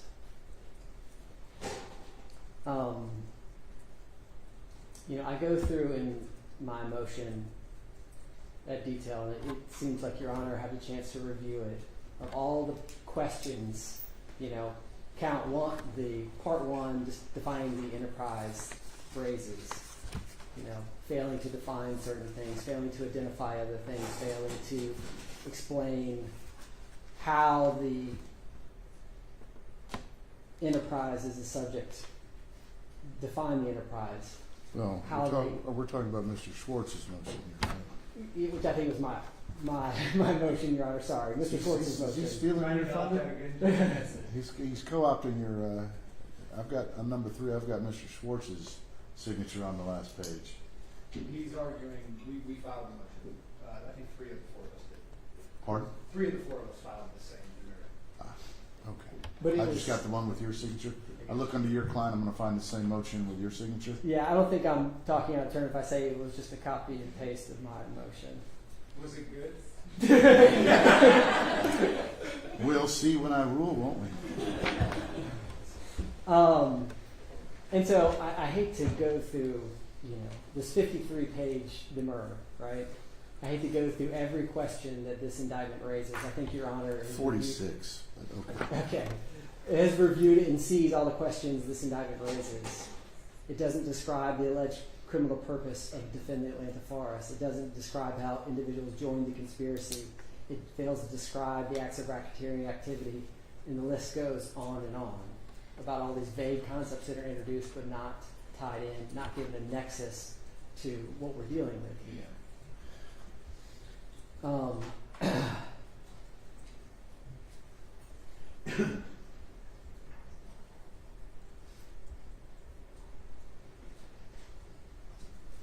right, and then turning to part 2, which the overt acts. The indictment sort of breaks these down into various categories. Payments, online, the indictment. The demurrer breaks these down into payments, online postings, the January 21st protest, the March 23rd event, the flyers in Chupa Soseto's neighborhood, the forced occupation, property destruction, and uncategorized. You're on part 2? Yeah, the indictment. Oh, the indictment. Okay. Yeah. I thought part 2 of your demur. Well, which is titled, part 2. Online postings. Yeah. Roman numeral 2. Number 2 within Roman numeral 2. So you have to back up to get to Roman numeral 2. Payments would be 1. Online postings is 2, and above that is Roman numeral 2, describing Roman numeral 2 of the indictment, which are the overt acts. Am I making sense yet, Judge? No. Okay. The indictment alleges overt acts as we've talked about. And part 2 of the RICO count, pages 49 through 100, alleges 225 overt acts. Mm-hmm. Right? And so those acts raise all kinds of special demurrer problems. So I just want to turn 225 of them, I imagine. greater than 225 problems for the 225 alleged acts. And those are the ones that I just described, payments, online postings, and so on. They kind of break out into categories, even though they're not explicitly done that way in the indictment. I think both sides have categorized them. Yeah. And so a variety of questions keep rearing their head with these overt acts. What's the nexus between these acts, either racketeering or overt, and the alleged enterprise and conspiracy? How are the alleged acts connected to the enterprise? How did the alleged acts further the purposes of the conspiracy? How did the defendants not named in the acts conspire or endeavor to further them? For example, when you look at the January 21st protest, the so quote-unquote night of rage. Now, at some point, there's a difference between a proper indictment and adequate proof at trial. We can agree on that, right? Absolutely. They don't have to prove their case in the indictment. Absolutely.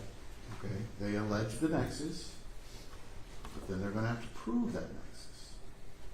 Right? But you're just saying the allegation needs a little better, a little more work. Yeah, I'm not sure they allege the nexus, Your Honor, in I'm these. saying they have to. They have to, that's right. And that requires answering some of these questions that we raise. Maybe not every question, Your Honor, right? It's kind of one of those things. There's a lot of questions. There's a lot of questions, but you may not have to get all of them, but you got to get some of them to put us on notice. I raise every question that can be asked. Not every question has to be answered. But somewhere, some fundamental aspect, some of those questions have to be answered to put us on notice. And I agree. They could answer some, but not all of them, and they'd meet their obligation. They haven't answered any of them, Judge. This January 21st, night of rage. How did an individual on a different date that wasn't there conspire or endeavor to have that happen? Well, we don't know. We just have to guess. And so, turning to the overt acts alleged, the category of payments, there's all kinds of these alleged payments that mostly allege Savannah Patterson, Marlon Cutts, and Adele McLean reimbursed others for various items with the funds from the Network for Strong Communities.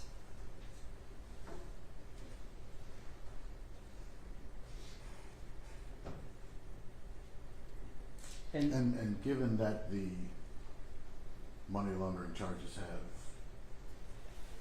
gone by the wayside, is this a racketeering act? We don't know, Judge.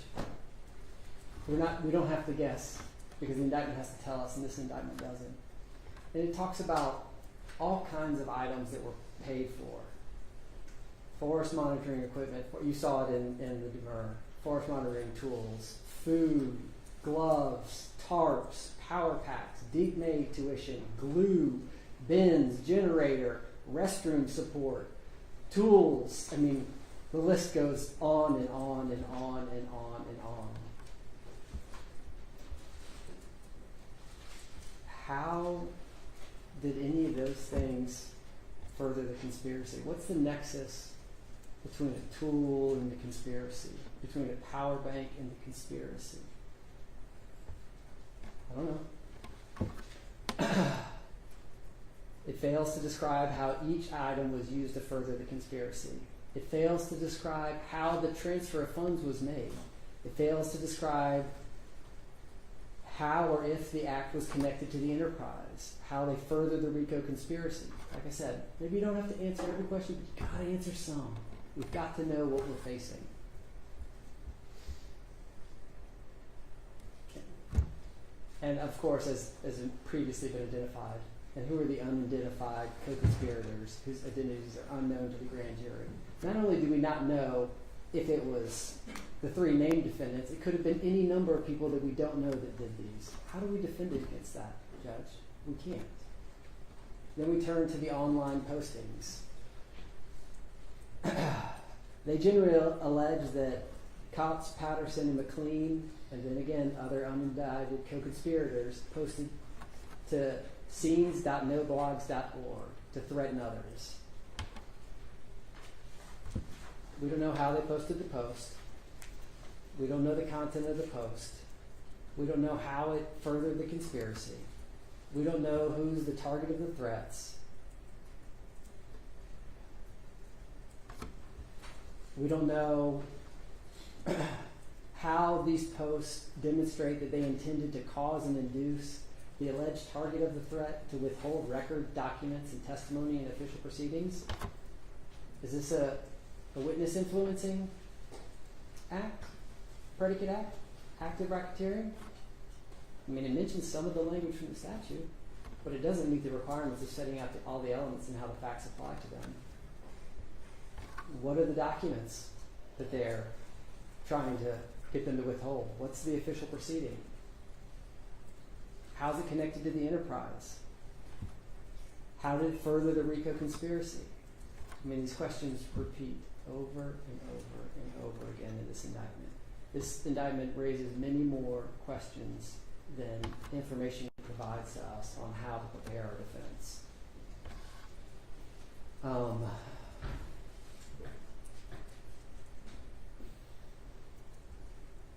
And then we turn to the quote-unquote night of rage on January 21st, 2023. What's the night of rage, Judge? Do you know what it is after reading the indictment? I don't. How did these actors join the night of rage? It doesn't. What was the arson that was committed? How was it committed? Again, what were the elements? How did the facts apply to the elements of arson? Is this an act of racketeering? Or is it not? Is it just an overt act? Does it not appear from the indictment that someone took a hammer to try and break into a building and set it on fire? Now, where the Night of Rage moniker came from, that's a whole other issue. I would submit that it doesn't, Your Honor. Let's go to Acts 152. I'm getting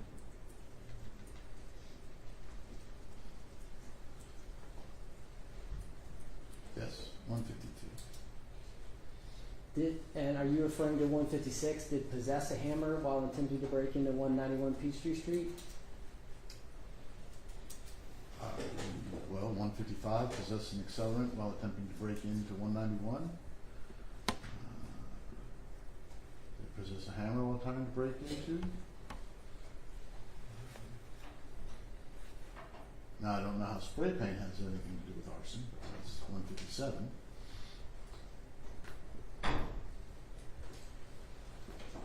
How's that connected to the night of rage? We don't know. What the night of rage is, we don't know.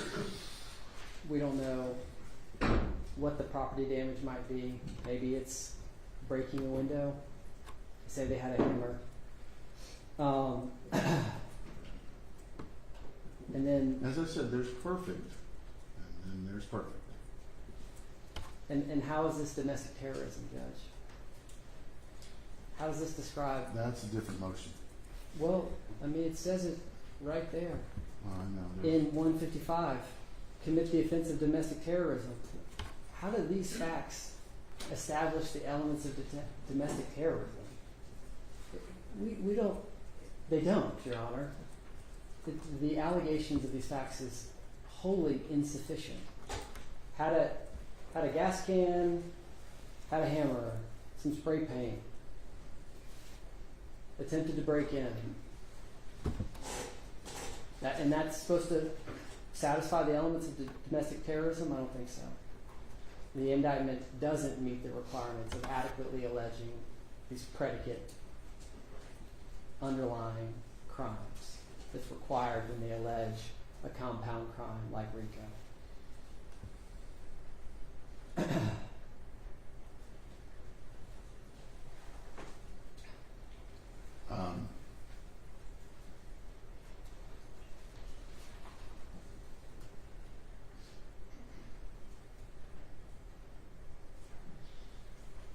It says domestic terrorism would lean more toward arson, but okay.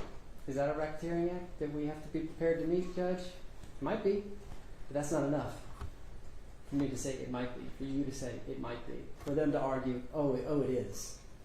The indictment has to tell us. They don't get to tell us. The indictment has to tell us. And these questions repeat over and over and over again. Like I said, it doesn't have to have every fact we want to know, but it's got to give us enough to know how's this domestic terrorism, right? And let's turn to the March 5th event. This is the music festival and the damage to the construction equipment. Many questions arise here. Where did the criminal trespass occur? How were the elements of criminal trespass committed? How did the criminal trespass further the occupation of the DeKalb forest? How is it connected to the enterprise? Remember, we don't have to answer everyone. We got to answer some of these. I mean, we don't even know where the trespass was supposed to have occurred. Was it where the music festival was? Was it where the construction equipment was? Was it both? These are areas where the ownership and ability to exclude people from the land is not clear based on the indictment. And we know that there are areas that the city had under control and areas that the city didn't have under control. Which one was it? How do we know? We can't.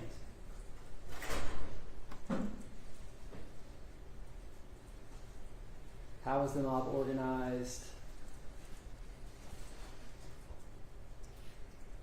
How did the mob cause property damage?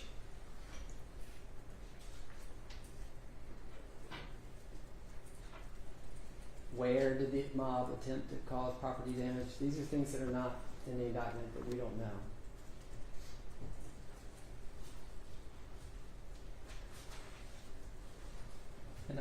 And they're set out in detail in the demurrer judge, all the different questions that could be asked. But it also talks about domestic terrorism, talks about arson. We need to know the elements. We need to know how the facts apply to those, and the indictment doesn't do that for us. How it was connected to the enterprise and how it furthered it. Then we've got the flyers in Trooper Saseto's neighborhood.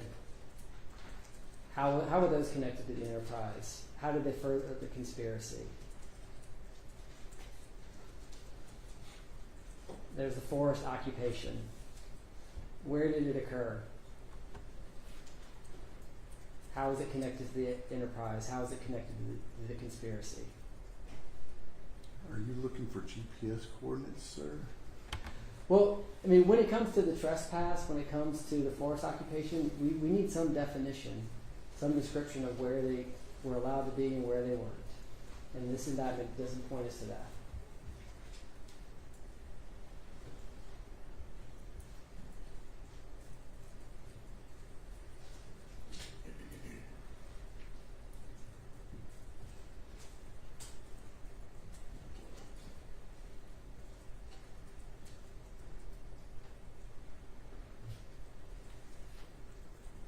And the questions are the same in the group of the property destruction group of acts.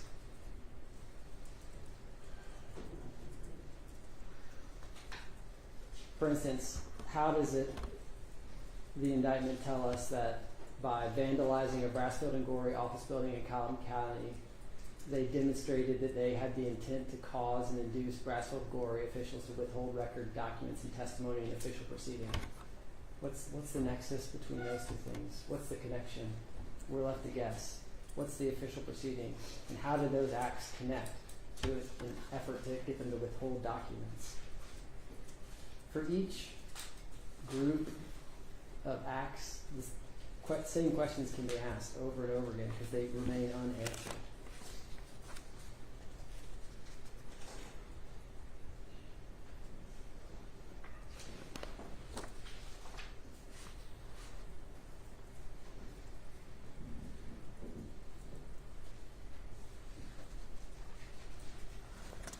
In the end, Judge, we're left with an indictment that doesn't tell us what we need to meet. We're left to guess. And that's a result prohibited by Georgia law. And that calls for granting of the special demurrer.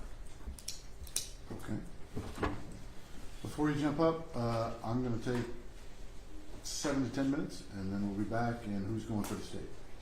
On this one, the Dixon is going to continue on this one. Okay. Take 10, y'all.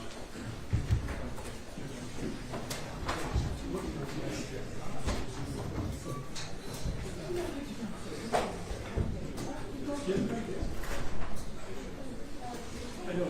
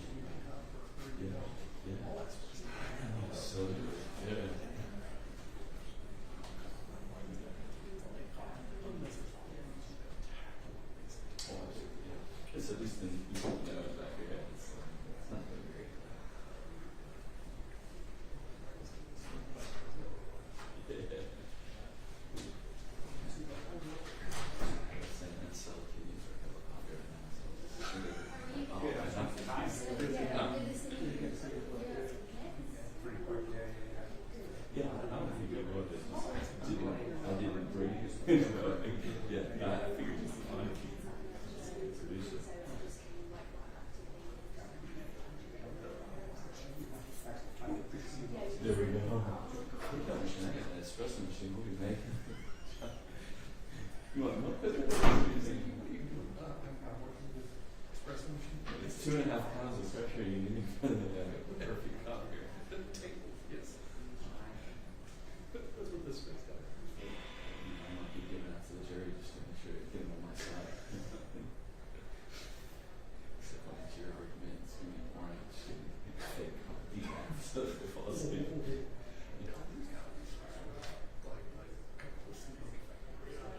Oh, sure. Something happened recently. I just knew it was to see if I did something. It was medicine. It was a headache I had. And I took some. It's like immediately I felt better. There's no way that works. No. Instantly.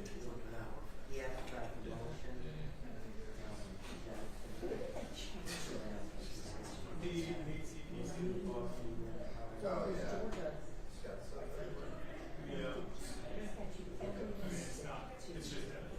I saw it. Yeah, I made a graphic. Yeah. Can you drop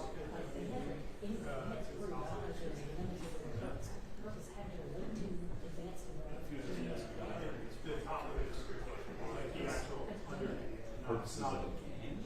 Oh, yeah, that's a good. So when they removed that financial. Yeah. 1996. Alright, or it might have been 97, but it's something. Yes. It would have been that is what I was thinking. It was 96.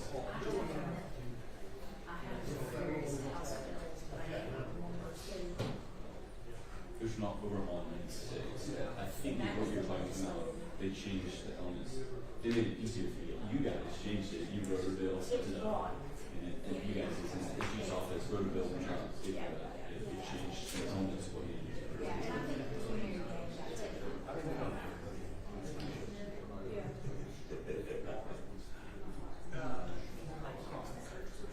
Well, this was really some civil issues. Some civil issues made it so because people were suing under RICO and they started having to prove financial pecuniary gain.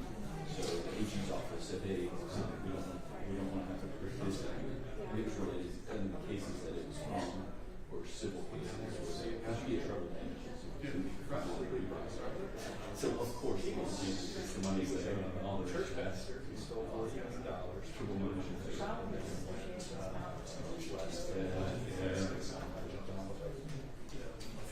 And then they found that Friday criminals cash, and he apparently drove weed.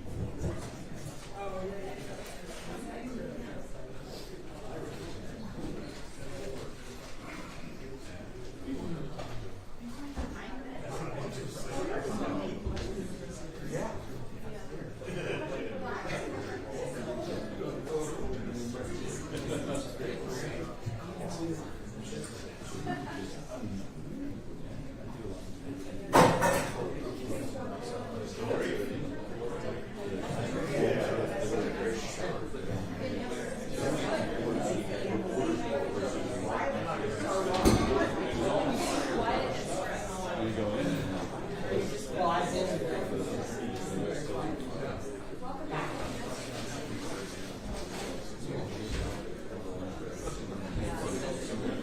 you.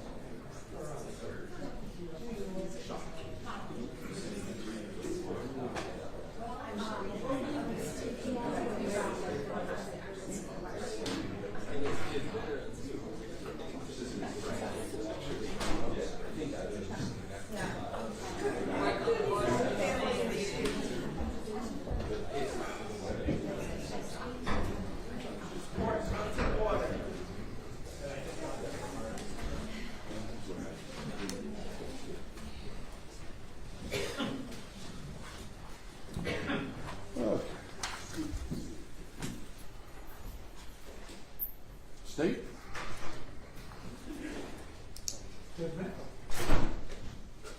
One clarification as Ms. Dixon comes up. You asked Mr. Garland if it's a fair deduction that an overt act that clearly doesn't allege a criminal offense couldn't be a predicate to RICO. And that's not what the state said at some point today, but then just based on that comment, I want to make sure we're on the same page. The state has conceded that a predicate act must be a criminal act? No. No, okay. Good. Okay.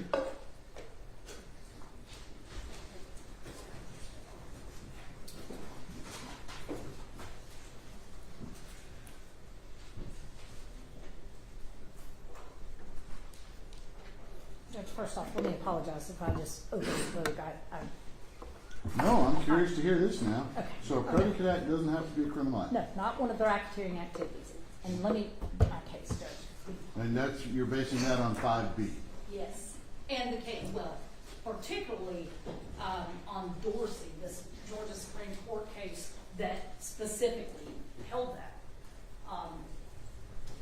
And I know I get to reading too fast at times. I'll try to make sure and let me just read a little bit more and not try to go so fast.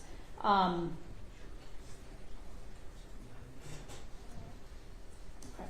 Dorsey challenges, this is the Dorsey v. State case. Right, no, I remember, yeah. Okay, all right, That Mr. Samuels vehemently disagrees with, but is still good law. It's still good law. And just so that we understand just why Mr. Samuel's so vehemently, and I understand. Because it's not good for his client. Well, and I mean, I Or understand. for Sheriff Dorsey. Definitely. But Judge, just to give it some perspective on why my answer to that is no. Dorsey challenged Category 5, which I talked to you before, predicate offenses. Right. Each concerning an act involving murder. The basis for his challenge is that a preparatory act which standing alone may not be criminal cannot constitute a RICO predicate.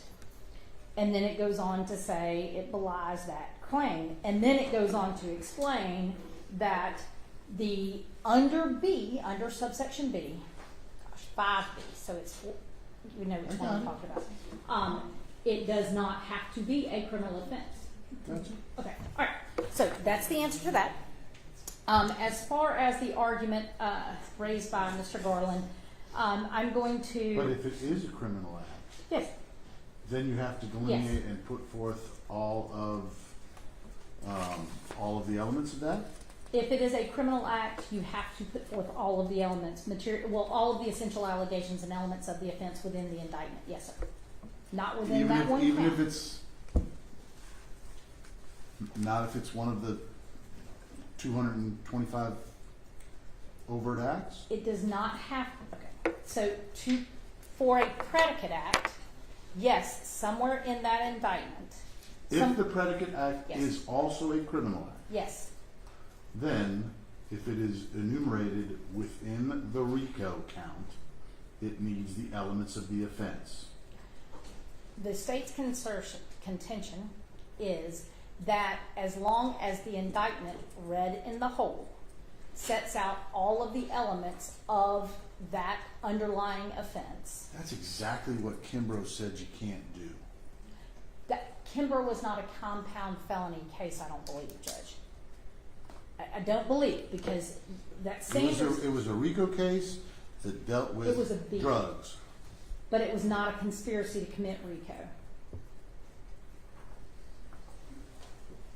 And technically, a conspiracy to commit RICO is like a doubly compounded case. And I mean, to be quite frank, I haven't read the Kimbrough case since September of last year in great detail, but I have read the Sanders case, which is in 2022, and it specifically states that in compound cases, or twice compounded cases, like conspiracy to commit RICO. Well, I think Kimbrough is even worse for you because it's not compound. Compound, you got to do it, but Kimbrough says you got to do it in a non-compound case because in Kimbrough, because I read the Court of Appeals one first, read what they did wrong, and then go see what the Court of Appeals tells them they did wrong. And in the case at the Court of Appeals level, they said, hey, see as follows below. Not unlike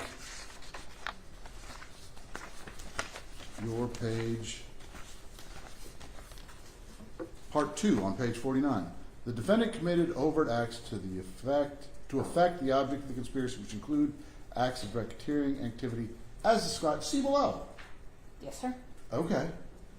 Now, this is all in one count. The problem with Kimbrough was that was count 1, and then they enumerated the other counts. You just enumerate them as separate overt acts. Yes. But they still wanted, you couldn't read it, specifically they said it's not a read as whole kind of a thing. I don't know, Judge, quite frankly. I mean, I would have to really compare, and we can do that. But what I know is... We have held that an indictment not only must state the essential elements of the offense charged, Yes. but it also must allege the underlying facts with enough detail to sufficiently apprise the defendant of what he must be prepared to meet. Yes. Okay, and that's the English case also as well. Yes.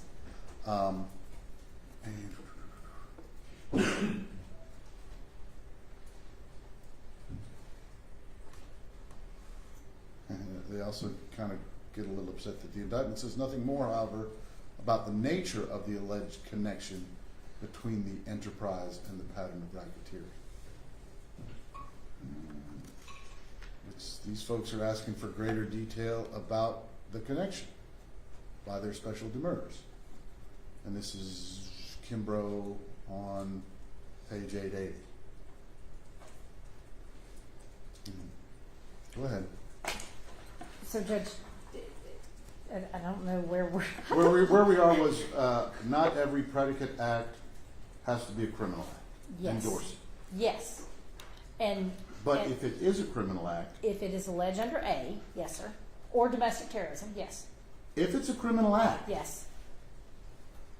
because it can also be a criminal act, it can be a criminal act under Yes. B. Yes. If it's a criminal act, you have to set forth the evidence. Within the indictment, yes, sir. Or facts. What does this? Let me quote it. The state's position is that And you're at Sanders? yes, sir. All right. On page 200, and In order to satisfy due process, when an indictment charges a compound felony, such as felony murder, but here it's conspiracy to commit RICO. RICO, which is The count charging the compound offense, which here's count 1, yes, sir.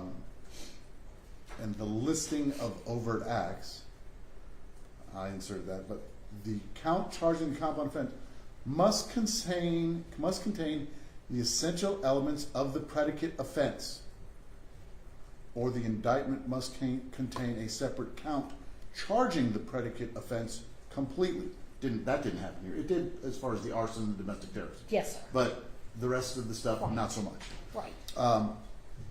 Or the indictment must elsewhere allege facts showing how the compound offense was committed. Okay? Yes. So Mr. Garland was up here saying, show me my essential elements.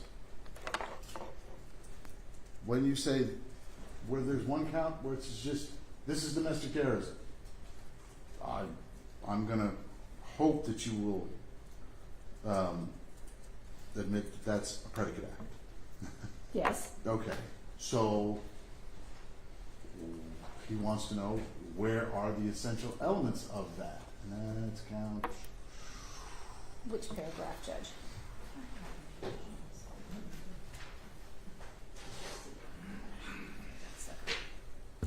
Ooh, 152. Oh, I know that one, Judge. He joined the night of rage in Atlanta and caused arson and property damage and thereby committed the offense of domestic terrorism. Yes. So my answer to the question of where are my essential elements is count 2 of the indictment, which is allowed under Sanders with that, you said or. So it's either in count 1 or alleged as another count in the indictment, count 2, or sufficient facts to show how the compound offense was created. We're under 2 for that. So you're relying on count 2 for that? Yes, sir. To establish the, yes, sir, for the domestic terrorism.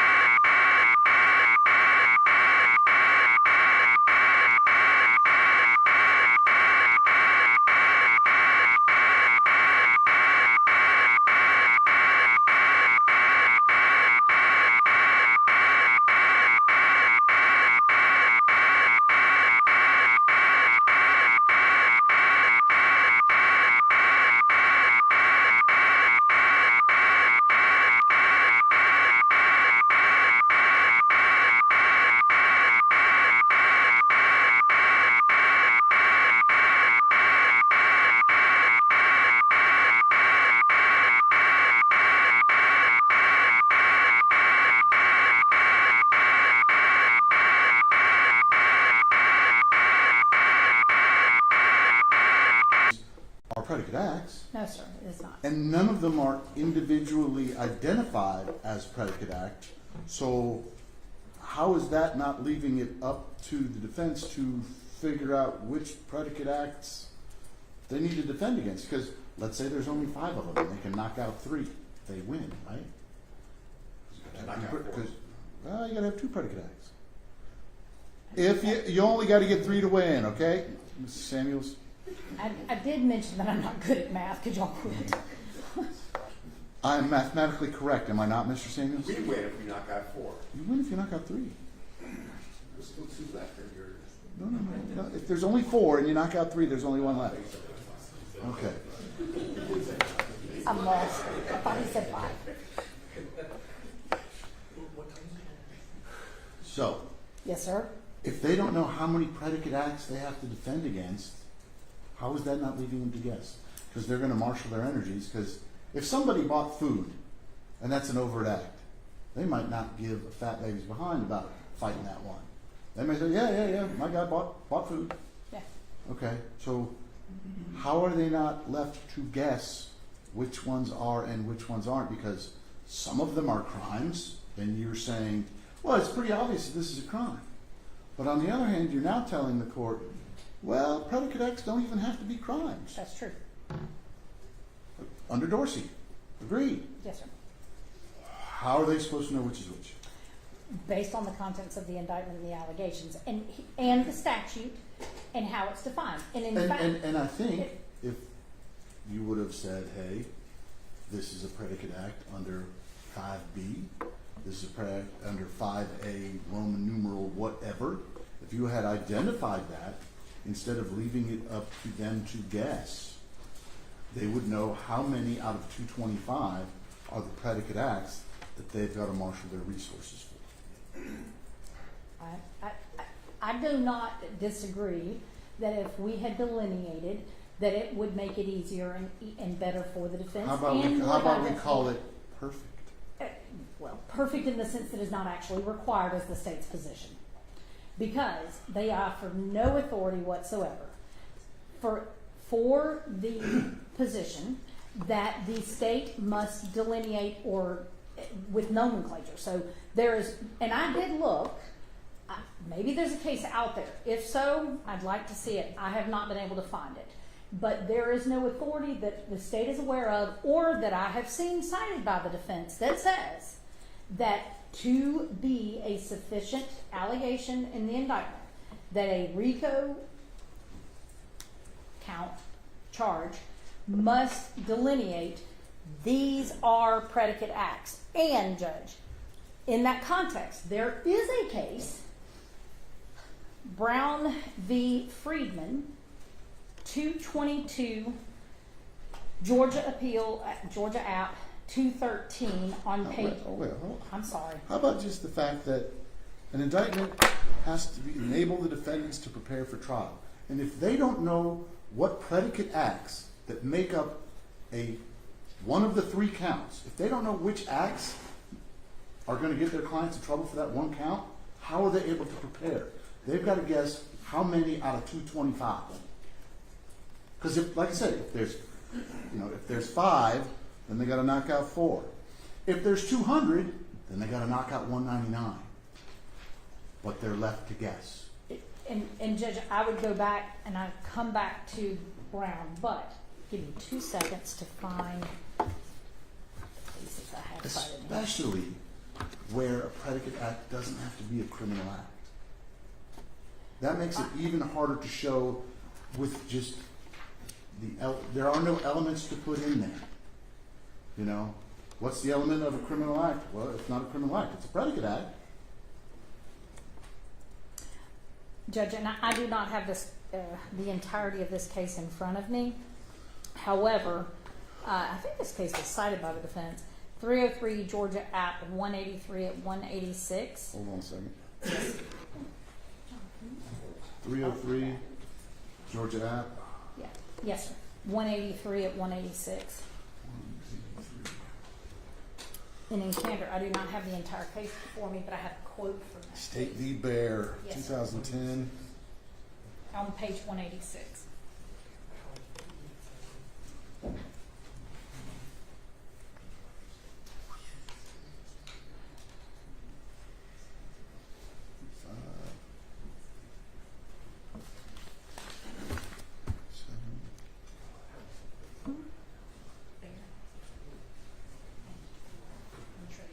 Well, you don't like the first sentence of No, sir. 186, I do not. which is the state's argument ignores important facts. Yes. That's never pleasant for a prosecutor to hear. Right.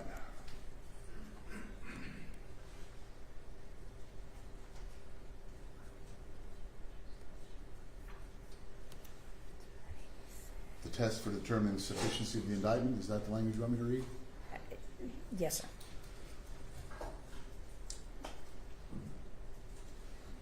The test for determining the sufficiency of an indictment or accusation is not whether the charging instrument could have been made more definite or certain. Agreed. There's perfect and then there's perfect. Or for that matter, perfect, but whether it contains the elements of the offense intended to be charged and sufficiently appraises the defendant of what she must be prepared to meet, and in case any other proceedings are taken against double jeopardy. So this is the same language we've seen. Yes, this is. Yes, sir, Judge. I'm trying to find the portion of. Okay. And then it says, thus, if the accused can admit to all of the indictment or accusation or citation charge and still be innocent, the indictment or accusation is defective. That's as to a general demurrer. Yes. Yes, The sir. argument Mr. Samuel's partner was making was special demurrers, saying, hey, Where is it? Because general and special demurrers to count one, insufficiency. I don't know which of these, he's saying, he's admitting some of these have criminal elements to them, but they don't satisfy the requirements because they don't have the actual elements in them. Yes, sir. And And I don't know whether it's a predicate act or not. It's a criminal act. I don't want my guy pleading to that. But is it predicate or is it just a benign overt? so, Judge, and I'm struggling, but to locate where in that particular case it says this, but I will assert to the court that there is established Georgia case law that says in assessing the sufficiency of the indictment, that you read the indictment and the allegations contained in the indictment along with the criminal statutes. And so, for example, and this goes into... Although recitation of the statute may, in certain cases, be sufficient, though not may be a sufficient, though not desirable, method of apprising a defendant of the charges arising against him, recitation of portions of the statute is not sufficient if, reading the accusation together with the statute, a defendant is unable to determine which of his acts are alleged to be criminal in nature. So that is one of the cases. So that Insert the word predicate act for criminal in nature. Because there's a requirement of so many predicate acts, right? 2 predicate acts or 1 domestic terrorism, right? yes, sir. Okay. So if a defendant is unable to determine which of his acts are predicate acts, or alleged to be predicate acts, Yes, sir. is that not problematic? I think it is not I'm just going to say it.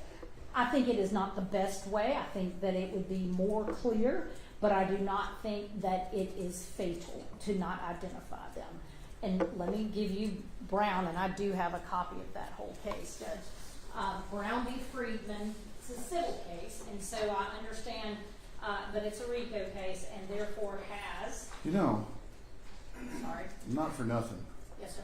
You know how I read all their motions? Yes. I would have loved to have read some responses.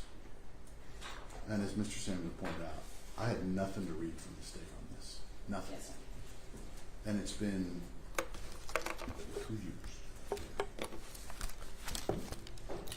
Yes, sir. Because I kind of pride myself on trying to come prepared. Yes, sir. So what's your Brown site? The Brown site, Judge, is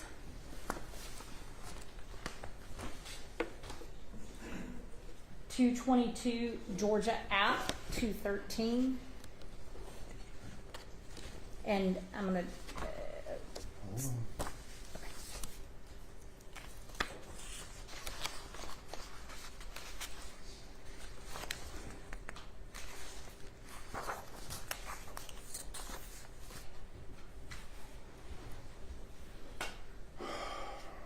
There she blows.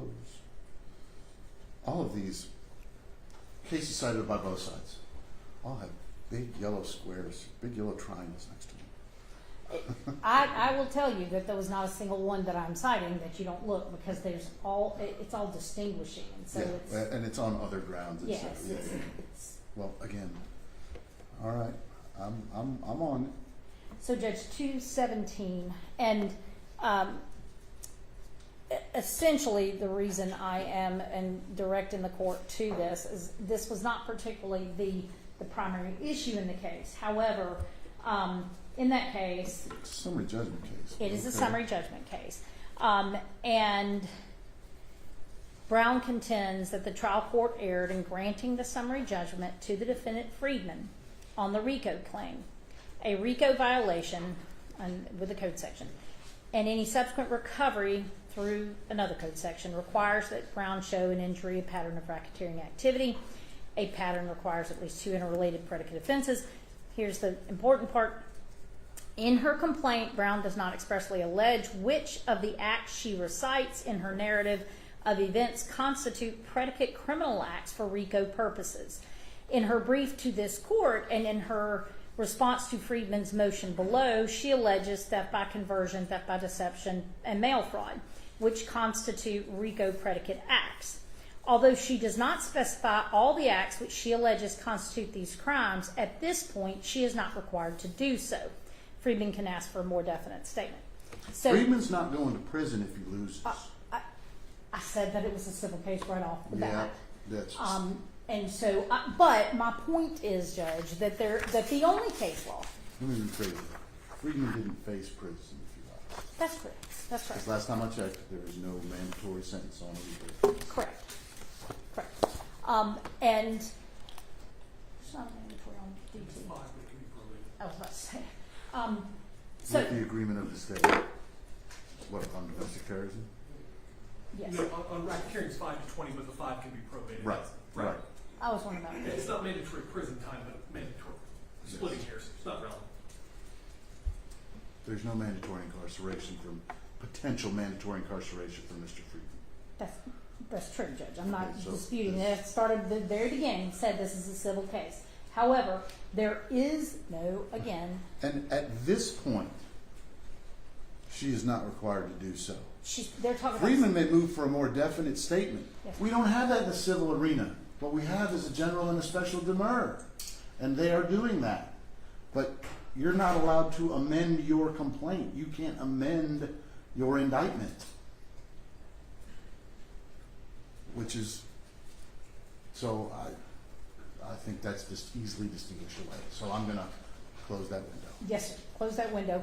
It was, and it goes back to, I looked hard, there is no case law that requires that they be delineated. I understand what your point There is is to the case state. law that says they got to know what they're defending. Yes, and Lots of it. and the state's position is that when you read the statute, which is a limited number of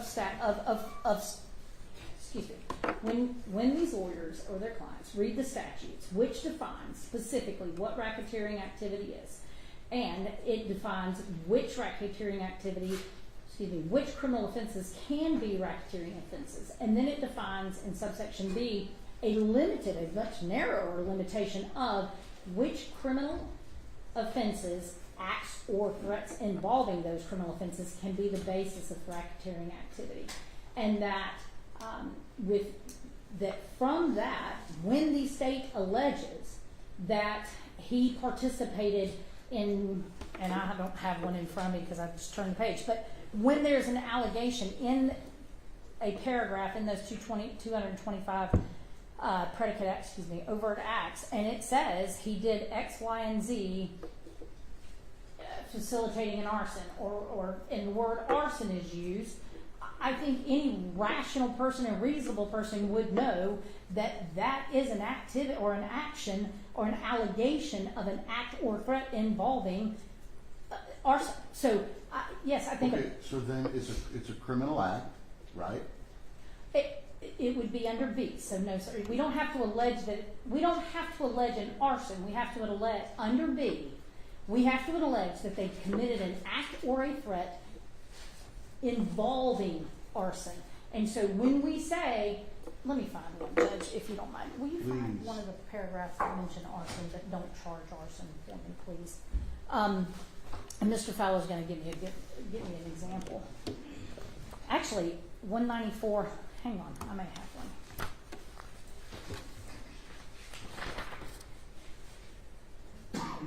Okay. This is an example, Judge. 24 times from 194 through 217 alleges that on or about March 5th, 2023, insert name, 24 of the different defendants, did join an organized mob and succeed in overwhelming the police force, thereby aiding and abetting in the offense of arson. And then it's with the purpose. So, I mean, with the attempt to occupy and prevent. Any person can read that and say, Is this the arson that occurred back on January 21st? no, it's on March 5th that he did join the organized mob to attempt. So reading it says, look, these folks got together, they organized a mob, they succeeded in overwhelming police and aided and abetted in an arson. And that was on March 5th. Because That- the arson that's alleged in the indictment is from January 21st. January 21st, and that is alleged in a different, there are facts, the facts supporting the overt acts and the racketeering activity is alleged for that particular arson. In abetting the offense of arson.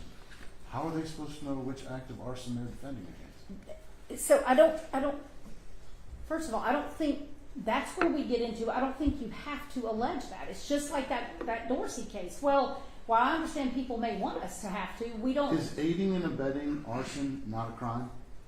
Aiding and abetting arson is a crime, but they are not charged with aiding and abetting an arson. Yeah, And but it's they're a not- predicate act that is a crime.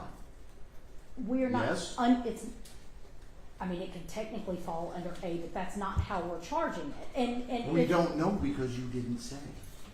I think it alleges the facts necessary to put them on notice that those are actions involving arson. And there are others, let me What find- arson is gonna be what they're gonna ask? Which arson did they aid and abet?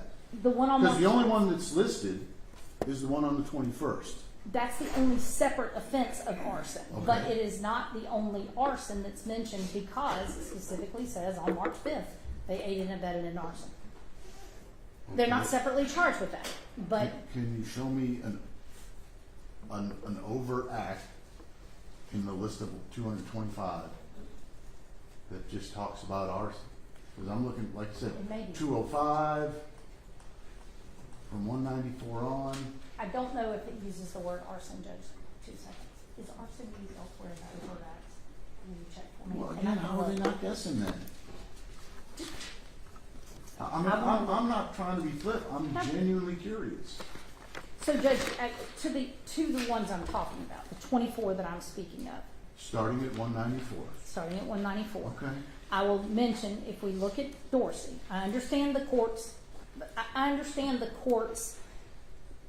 questioning and point with regard to that, but Dorsey did reject this idea. So in Dorsey, the defendant was charged with acts involving murder. Murder is also an A offense, under where you're actually charging a predicate act that is a criminal offense. Under A, you must set out all of the elements because you're saying they committed the crime. Hold on a second. I'm looking at page 541 of Dorsey. Yes, sir. Dorsey challenges category 5 predicate offenses, each concerning act involving murder.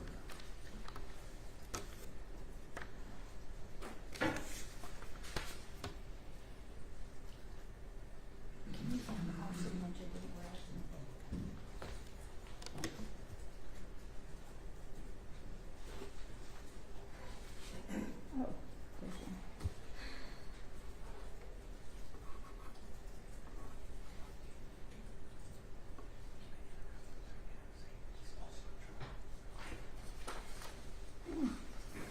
There's one.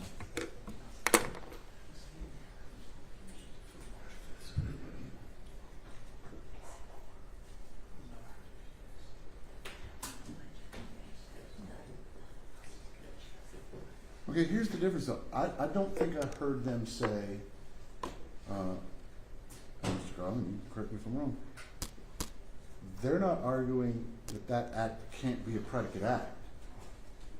They're just saying it's, Two different things.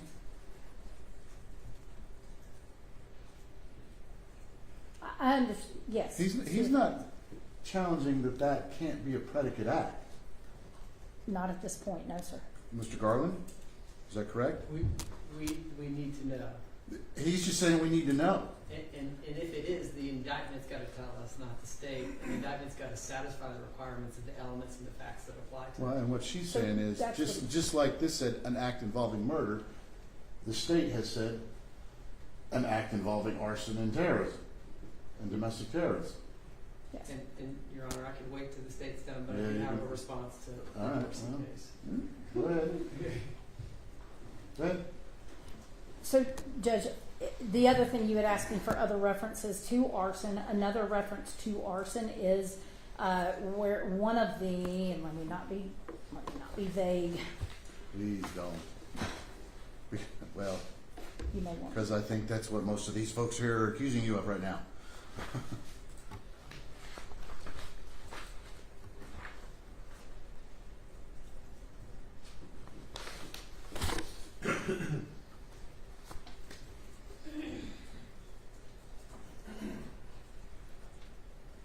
So the word arson is also mentioned in paragraph 130, which is one of the publishing a post on scenesnoblogs.org, claiming for responsibility for an arson and using that as a way of threatening. So, whoa. Them being in the forest and joining a mob in March is aiding and abetting No. an arson that occurred in Portland on January 1st? No, sir. I am confused as to what your question was. I thought you were asking me to tell you where else in the 225 How are they overt supposed acts. to know which arson you're talking about? Because the murders in Dorsey, there was but one murder. There was but one murder. So an act, a predicate act involving murder. Everybody knew which murder they were talking about. We don't know, they don't know what arson you're talking about. The allegation is that they attempted the arson on March 5th. So and did acts to attempt. Dorsey that was action. charged with a murder. Yes, sir. One body. Yes. Okay. Some of these defendants are charged with one arson that occurred on January 21st. Yes. Okay. And in March, they're accused of aiding and abetting arson. Well, there's also accounts in the 225 that pertain to. Those aren't counts. Sorry, there are also paragraphs in the 225 listing of overt acts, which include predicate acts. Is there even an arson that is alleged on March 5th? There's not a separate crime of arson on March 5th. But yet on March 5th, they aided and abetted that. Yes, because the underlying arson there is no venue for to bring in an indictment in Fulton County. We could not bring that as a separate account because this court lacks, and this county lacks venue over it as an individual or a separate offense. So we couldn't include it as a separate count.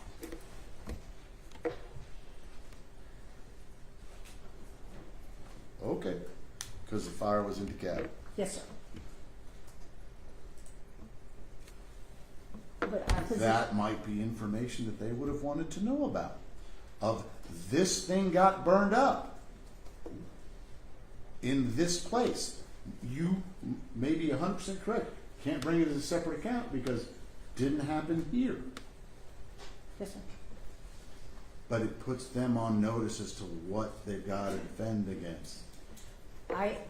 Judge, the only thing that I can tell you is that I'm not going to sit here and argue that that more detail could be provided, that it couldn't be better or more perfect, if you will.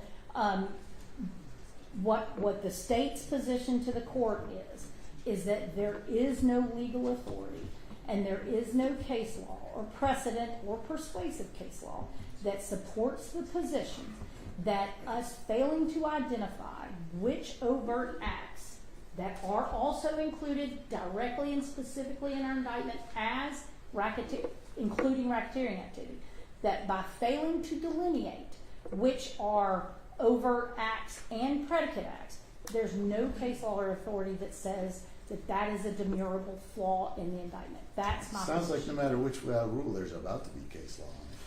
It's possible. One of you is going to take me across the street. Completely possible. Before that. So that is my position, Judge, and I do understand what the court is saying. I understand their argument.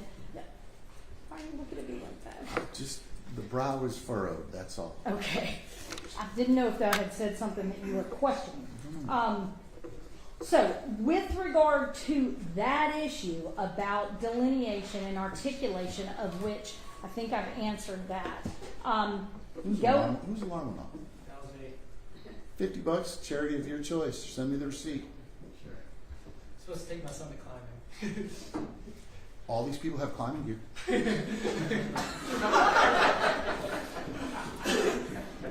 Gallows humor, y'all. Sorry about that. Go ahead. Thank you, Judge. I just need to respond to a few more things. Hang on, let me make Before sure. he has to go to Stone Summit. It's the overlook, excuse me. I would never go to Stone Summit. Go ahead. Too much. I've already presented that to you.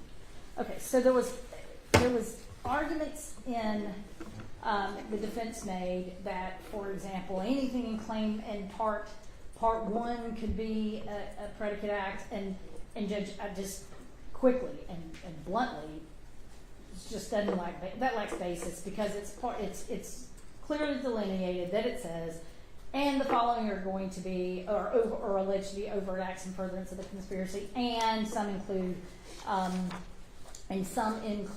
Yo, you're addressing their concern about do they know they're going to have to defend against stuff coming in out of part one? Yes, I'm sorry if I didn't say that. But there was a lot of things said, and I'm trying to make sure I hit them without dwelling. So I'm trying to begin back at the beginning of their argument, and that is where they started essentially.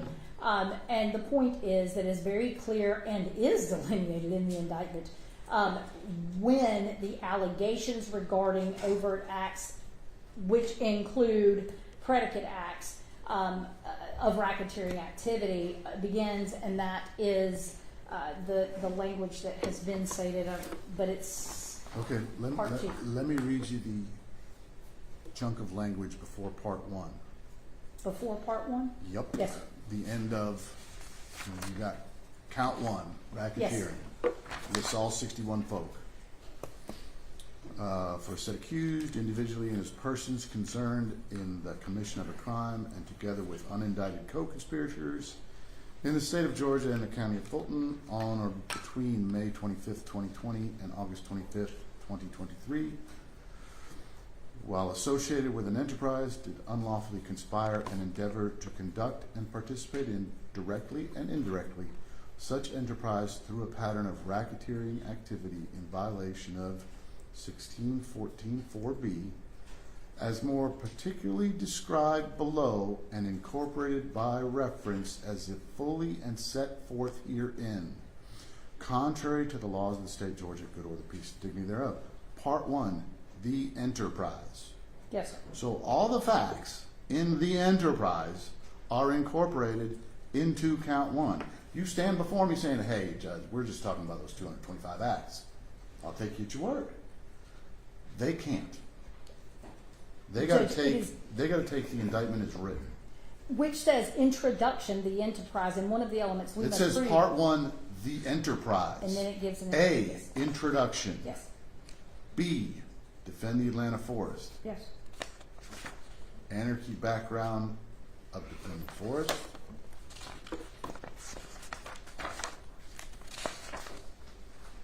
Beginnings of defend the forest.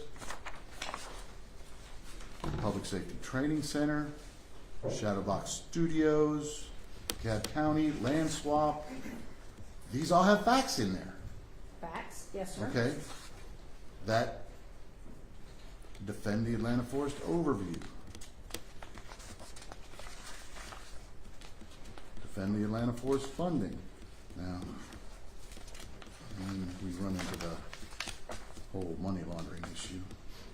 Communication. Talking about Signal, Telegram. Entity amount total $48,000. Occupation inside. There are facts, and yes, obviously we're going back to however many centuries. That's a little different than, hey, propaganda and recruitment. Are they going to have to defend against this? Defend against it in the context of an overt act. In No, the context it's not of, it. is there an enterprise? Did they use these things to build an enterprise? Is there indeed an enterprise? Then yes, Judge. Any and all evidence we have at our disposal to establish and to show that this group of individuals were associated in fact, and that they had a common purpose to commit racketeering activities. Any admissible evidence to prove that, absolutely, they should be prepared to defend against it. If it's not admissible, the court will say that, they don't have to defend against it. But as far as whether there was an enterprise, 100% the defense should be prepared for every single fact that we can use to establish the association of this group of people, how they were funded, how they recruited, sure, we have to. But none of that. Yes, Judge, it is in there. Recruitment, well, let me let you finish your sentence, excuse me. I'm now into your 225. Well, now that's a separate issue, because all of that goes to the enterprise, and the indictment clearly delineates that part one, I think is how it says, under count one, elements of conspiracy, then part one, the enterprise. It is defining the enterprise, describing the enterprise, whether eloquently or with violent political rhetoric, depends on who you talk to, but regardless, the bottom line is, it is in fact, that is where the indictment says each individual charged in this indictment knowingly joined in the conspiracy contained a common purpose. So it fully lays out everything. And while I'm here, it also lays out the nexus. It affirmatively avers that, and I think I've said this, but I'll say it again, defendant in the Atlanta Force is a self-identified coalition and enterprise, blah, blah, blah, and that organization coordinates, advertises, conducts direct action designed to prevent the construction of those things and promote anarchist ideas. This self-proclaimed direct action has included, and then it lists the various things, vandalization of private property, arson, destruction of property, tax on law enforcement. Anyway, so the point is, while I'm there, that is the nexus. It affirmatively argues the nexus. And then we get to all of the other things that are alleged about it, the description, because we must prove and allege enough detail to establish the enterprise. And Mr. Fowler's already talked about why the history and things of that nature are. So are they going to have to defend against masked folks making statements? That was raised by the defense. If it's admissible, yes. And the state is going to say that some of those things are admissible, yes, sir. If a co-conspirator that we can establish, our co-conspirator, produces propaganda that talks about different things about this conspiracy, and I know people throughout the confrontation clause, in no way is it testimonial, in no way. So if we can establish, because it's not testimonial, because it's not made, this is well before any type of arrest or prosecution, so there was no possibility that it was gathered for the purposes of litigation. If we can meet the elements of admissibility, that's the reality of it. But that's true of any situation, Judge. The state is going to use any and all fact that the state believes and can show furthers its proof of various facts in the case. And if those are admissible, yes, they should be. Now they're going to argue that they're not admissible. We will argue that they are, and the court will decide what comes in the end. But yes, any and every piece of evidence we have that establishes, well, for one thing, when it began, when the conspiracy started, when they started making plans, when they began the occupation of the force, all of those things for the very reason of what we've been arguing about today, for one thing. It all becomes relevant. So that is part one. And to go back to how they know that part one's not is because part two says it. Part two delineates and specifically says that they committed, you see it, the defendants committed overt acts to affect the object of the conspiracy, which include acts of racketeering as described below. So, and this is no offense to anybody, but I think it's disingenuous to say that, or it ignores the language of the statute. Let me just say that, or the indictment itself, to say that we don't know whether or not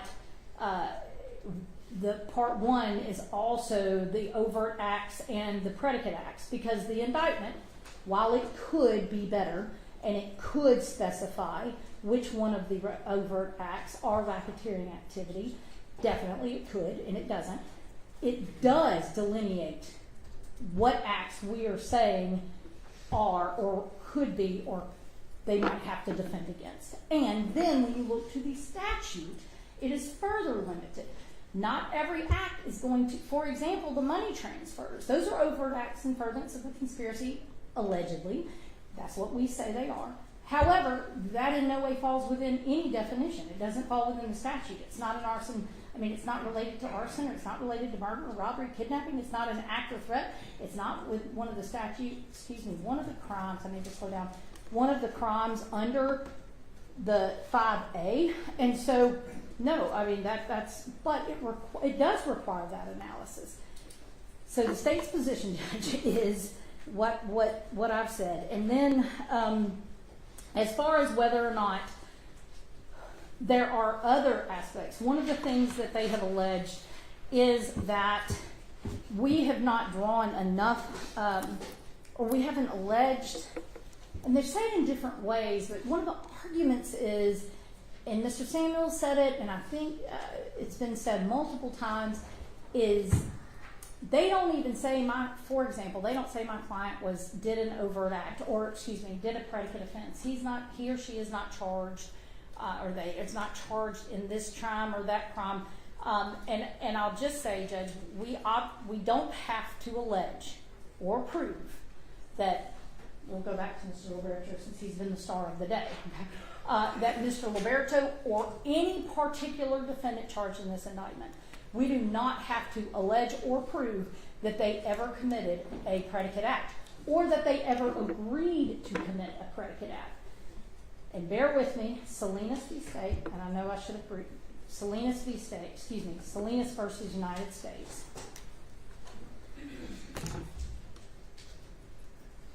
And that is 522. And I do have a copy of any of these you want to. Nope. 522. US 52.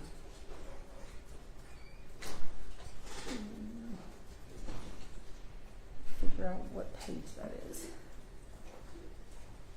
1 second, Judge. I need to direct you to the page.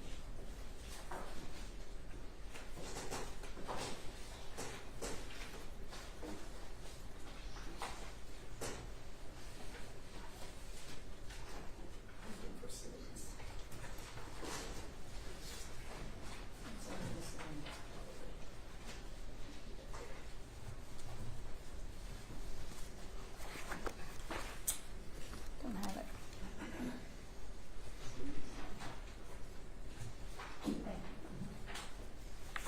Sorry, Judge, for the delay. Another yellow distinguished case. Just want to make sure I reference the correct page number.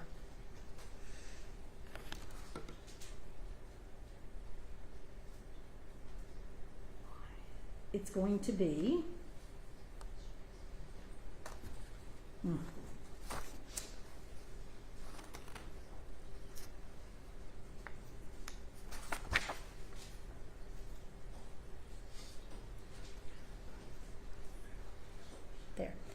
It's going to start, Judge, I think on 62.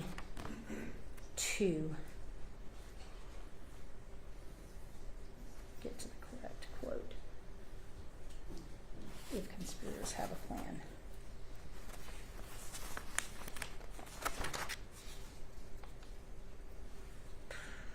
Why do I not have the page number?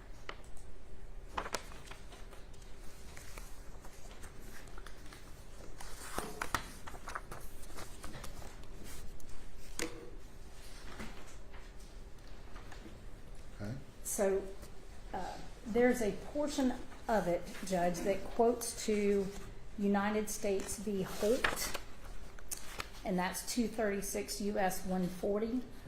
And the Salinas Supreme Court says, if conspirators have a plan which calls for some conspirators to perpetrate the crime and others to provide support, the supporters are as guilty as the perpetrators.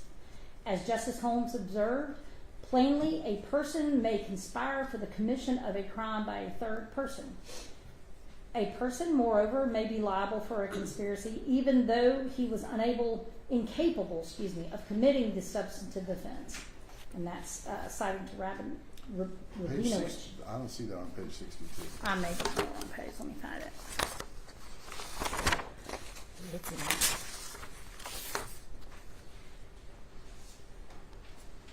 Conspiracy may exist even if the conspirator does not agree to commit or facilitate Yes. each and every part of the substantive offense.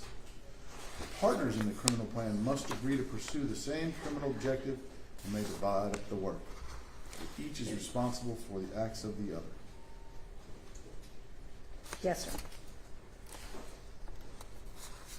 If conspirators have a plan which calls for some conspirators to perpetrate the plan and others to provide support, the supporters are as guilty as the perpetrators. Yes. Plainly, a person may conspire for the commission of a crime by a third person. A person, moreover, may be liable for conspiracy even though he is incapable of committing the substantive offense. That's page 64, 63 to 64, Judge. So yes, sir, I apologize. And continuing on, in that same case, Judge, it rejects the concept. In fact, they argue in this case that we should have to prove that connection, that each perpetrator or each defendant, was required to have participated or intended to participate to engage in or commit racketeering activity. And the court directly rejected that. And let's see, on page 65, towards the bottom, it says a conspirator must intend to further an endeavor which, if completed, would satisfy all of the elements of a substantive criminal offense under the federal statute, which is different from ours. But it suffices that he adopt the goal of furthering or facilitating the criminal behavior. He may do so in any number of ways, short of agreeing to undertake all of the acts necessary for the crime's completion. One may be a conspirator by agreeing to facilitate only some acts leading to the substantive offense. It is elementary that the conspiracy may exist to be punished whether or not the substantive crime even ensues, because conspiracy is the distinct evil dangerous to the public. And this is where it, in the state's opinion, has particular pertinence to their argument. It says it makes no difference whether that the substance offenses under the federal statute requires two or more predicate acts. The interplay between subsections C and D does not permit us to excuse, that's the conspiracy aspect of it, does not permit us to excuse from the reach of the conspiracy provision an actor who does not himself commit or agree to commit two or more predicate acts requisite to the underlying offense. So again, addressing the argument being that we had to allege in our indictment that the defendants either agreed to commit acts, predicate acts, or did commit predicate acts, that's incorrect. We do not have to make that accusation in the indictment. We do not have to allege that. We do not have to prove that. As long as they knowingly joined the conspiracy, and the conspiracy itself has the common purpose of committing racketeering activity, and I quoted that to you earlier, or cited that to you earlier. In addition, I cited Thompson v. State to you earlier, which also supplies further makes the state's argument even more secure or more definite, because it does not require, that's the case, Judge, that if you recall, and this is an important thing, we don't even have to prove that they had every knowledge, were involved in everything, that they knew all the facets of it, that they knew what all of the co-conspirators were going to do. As stated, what we must prove is that they intended and knowingly joined the conspiracy, and that the conspiracy had the common purpose. And that's what we have to prove, and we have explicitly alleged that in paragraph A of the introduction. So, as to that argument from the defense, it just doesn't pan out, Judge. They also argue that the criminal purpose to commit, that we have to allege and prove that the enterprise had a criminal purpose, and that, I don't know how much this was fleshed out in oral argument, but I saw it in the written, that the enterprise must have a criminal purpose, and that's just not an accurate reflection of the law. The law that I have cited to you already and read in court already explains that an enterprise isn't a crime itself, and that it doesn't have to be criminal. I mean, the enterprise, this grouping of individuals associated in fact, can be, in fact, illicit or illicit. So, and their activities can be licit and illicit. So the enterprise itself does not have to be a criminal, does not have to have a, in other words, they have to have the common purpose of committing, we have to prove, and we have alleged. Wait, Yes, licit sir. versus illicit. Licit is, we've incorporated, defend Atlanta Forest, we are an enterprise. Illicit is, we're just a group of folks. There still has to be a criminal intent there. Not in the joining, not, they have to have a common purpose. And yes, as a group, as an enterprise, And as long as that common purpose is a legal, legitimate thing, that's okay, right? until this group of associates conspires and determines to or agrees to commit 2 or more predicate acts to reach their objective. Yes, then now we're getting into the RICO, and that's what's alleged. So they commit criminal acts. Yes. Yes, sir. It took me a minute to get there, but yes, sir. So I've already talked about the nexus. I've already talked about that. If you'll give me 1 second, Judge, I want to make sure. There's a lot of argument, and I've read the and I'm not going to go through every single one, but there is a lot of argument about there's not enough here, there's too much there, there's not enough here, there's not enough there. For example, night of rage, or whatever it may be. The reality of it is, Judge, we have to allege sufficiently the elements of the offense, which obviously for the last several hours I have been arguing that we have. We do not have to allege every fact that they want to know. We do not have to allege how we are going to prove something. We do not. We allege the elements enough so that they understand what's coming again, or that the charges against them, and that's really the point, and the charges they are going to have to defend against. And then the discovery, it shows them the evidence we're going to use. How we're going to use it and apply that evidence, what we're going to argue, what our internal mental thought processes are on prosecutors as to what evidence pertains to this and how we're going to prove that, that is simply not required in an indictment. And I'll give you an example, night of rage. They came down here for a night of rage. If we had gone into the definition and explanation and all the explanation about what a night of rage was, one, it would have no bearing on the fact that that was the overt act was alleged, that they came down on a night of rage, which the evidence will explain at trial, and they did X, Y, and Z.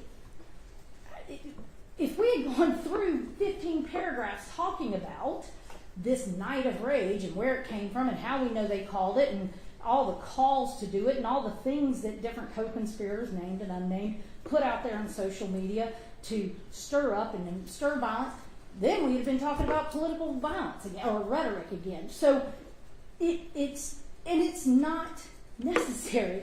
We made an allegation of an overt act in furtherance of the conspiracy, and that's what we did. And there's no more detail that they're entitled to on those type of issues. So, let's see what these.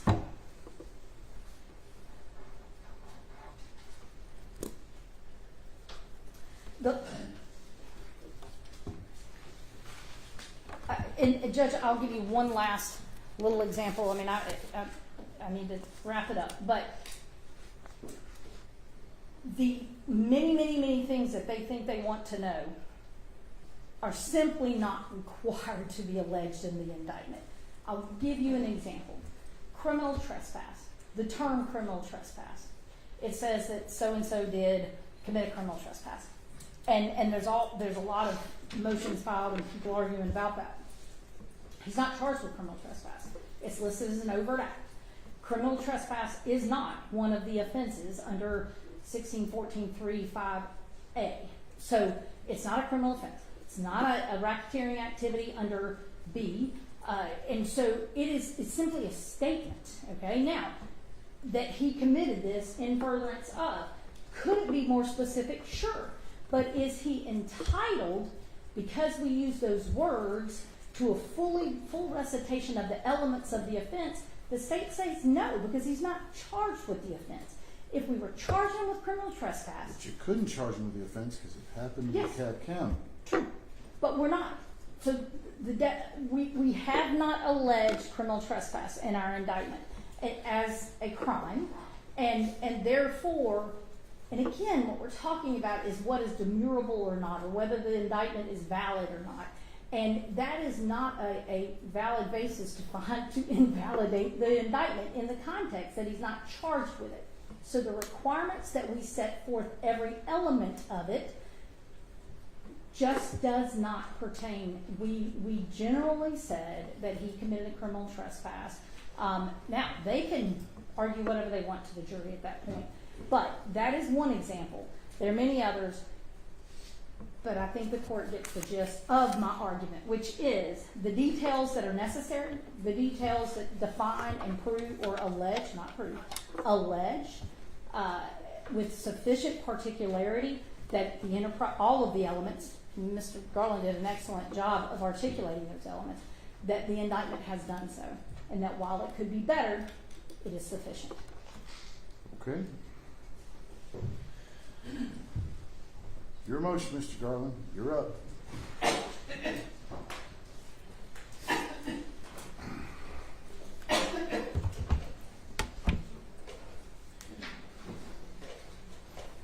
Okay. So even if we were to concede, which we don't, that the allegations of arson and domestic terrorism on January 21st satisfy general demurrer, that does not save this indictment from my special demurrer. This count. What? This count or this indictment? Doesn't save that. Even if that was enough to save the indictment from a general demurrer, it doesn't save it from a special demurrer, because the special demurrer doesn't identify those predicate acts in any way, and it doesn't tell us. Are we talking about counts 2, 3, 1? Counsel with respect to Mr. Schwartz, he's up. Counts You after. delineated him. He's your guy. Yes, sir. Yeah, no, I understand what you're saying, Your Honor. There's counts 2 through. There's 2 and 3. There's 1, 2, and 3. That's all we Yeah, got. so counts 2 and 3, which allege arson and domestic terrorism. Yep. There's an argument under which those could. Right now, we're talking about count 1 in this motion. In motion number 3. Okay. Right? I'll abandon that because it's not essential to what I'm trying to convey. Is that this indictment fails a special demurrer. State v. Eastman tells us Count 1, because that's the motion I'm looking at. Count 1 count 1 of this indictment does fails. not survive a special demurrer. That's correct. And this is State v. Eastman, 911, Southeast 2nd, 484. I think I got this one. It's a 2025 case. Yeah. By filing a special demurrer, the accused claims not that the charge in the indictment is fatally defective and incapable of supporting a conviction, as would be asserted by a general demurrer, but rather that the charge is imperfect as to form, or that the accused is entitled to more information. That's what I'm focused on, Your Honor. The state, and the information we need is set out in OCGA 17-7-54 and by Kimbrough. We got to have the essential elements. It's got to allege the underlying facts with enough detail to sufficiently apprise the defendant of what he must be prepared to meet. And it must allow the defendant to prepare her defense intelligently. So they've got to allege that. They don't necessarily have to do it as a separate count in the indictment, but they've got to do it in the indictment. They can't get up here and argue that they're somehow met. It has to be in the indictment. They've got to allege the essential elements and the facts supporting them. And they failed to do that for many of the potential predicate acts that we've discussed today. Assault, influencing a witness, obstruction, money laundering, and whatever other predicate act the state can dream up. Can you help me on the quote on the site for Eastman again? Yes. 911, Southeast 2nd, Give me the Georgia one. okay, 374, Uh-huh. Georgia app, Yep. 120. Oh, I wasn't even close. Would you like me to pause, Your Honor? Yeah, just for a Okay. moment. Sorry.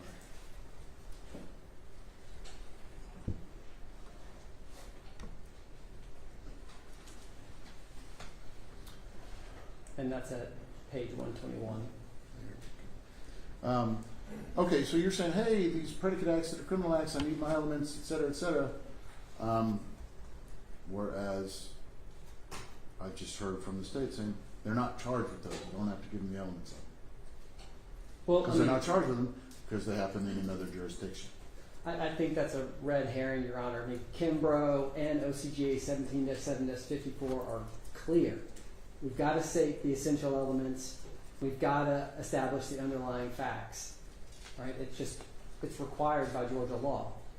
It doesn't have to be in a separate count. It could be in the overt acts themselves. They could set out the essential elements. They could set out the essential facts, but they don't do that, Your Honor.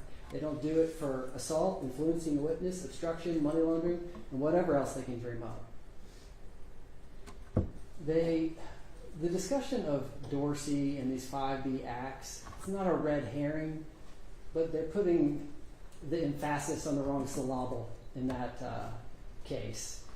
These 5B acts are acts involving murder, kidnapping, gambling, arson, robbery, theft, so on and so forth. The list of crimes listed in 5B that could involve predicate acts involving those crimes. But Dorsey's interpretation of 5B is really just about how we count the predicate acts. It talks about that the acts involving style of predicate acts can be their own separate predicate acts. So a series of acts involving another crime, can all be separate predicate acts, right? So in Dorsey, you've got the murder, right?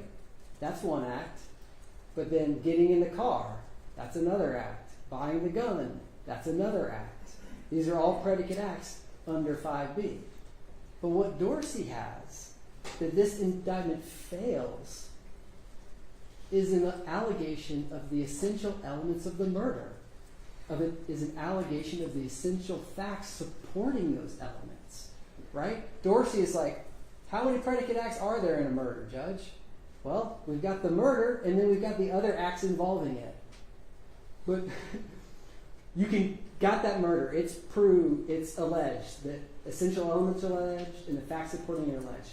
We've got it, right, in the case. How do we chop it up? That's what Dorsey's about. Here, we don't have the essential elements. We don't have the facts. There's nothing to chop up. We don't know what these acts are involving. They haven't identified them. They haven't set up the elements as required. They haven't set up the facts supporting it. So Dorsey is not a problem for this demurrer. Had my complaint been there's too many predicate acts, well then Dorsey would be a problem for us. But that's not my complaint, is that they haven't sufficiently alleged the predicate acts at all. And they clearly did that in Dorsey without a problem. They established elements, they put the elements of murder in and the facts supporting them. So it provides no problem for our special demurrer.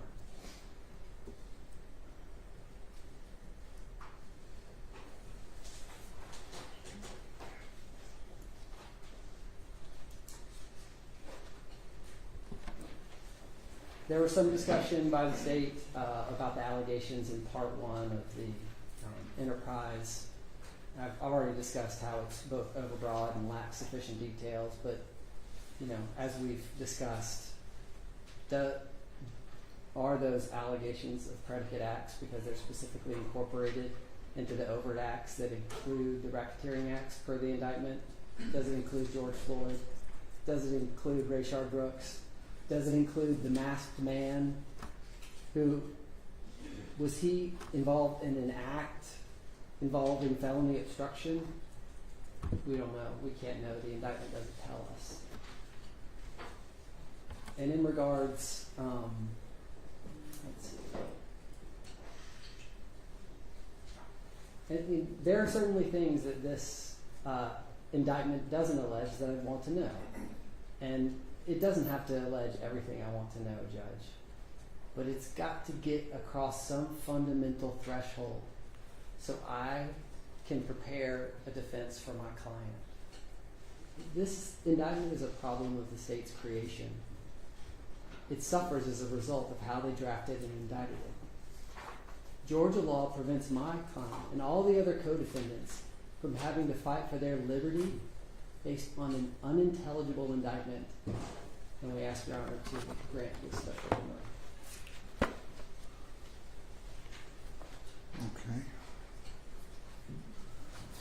Okay. All right, ladies and gentlemen, it is 4:45.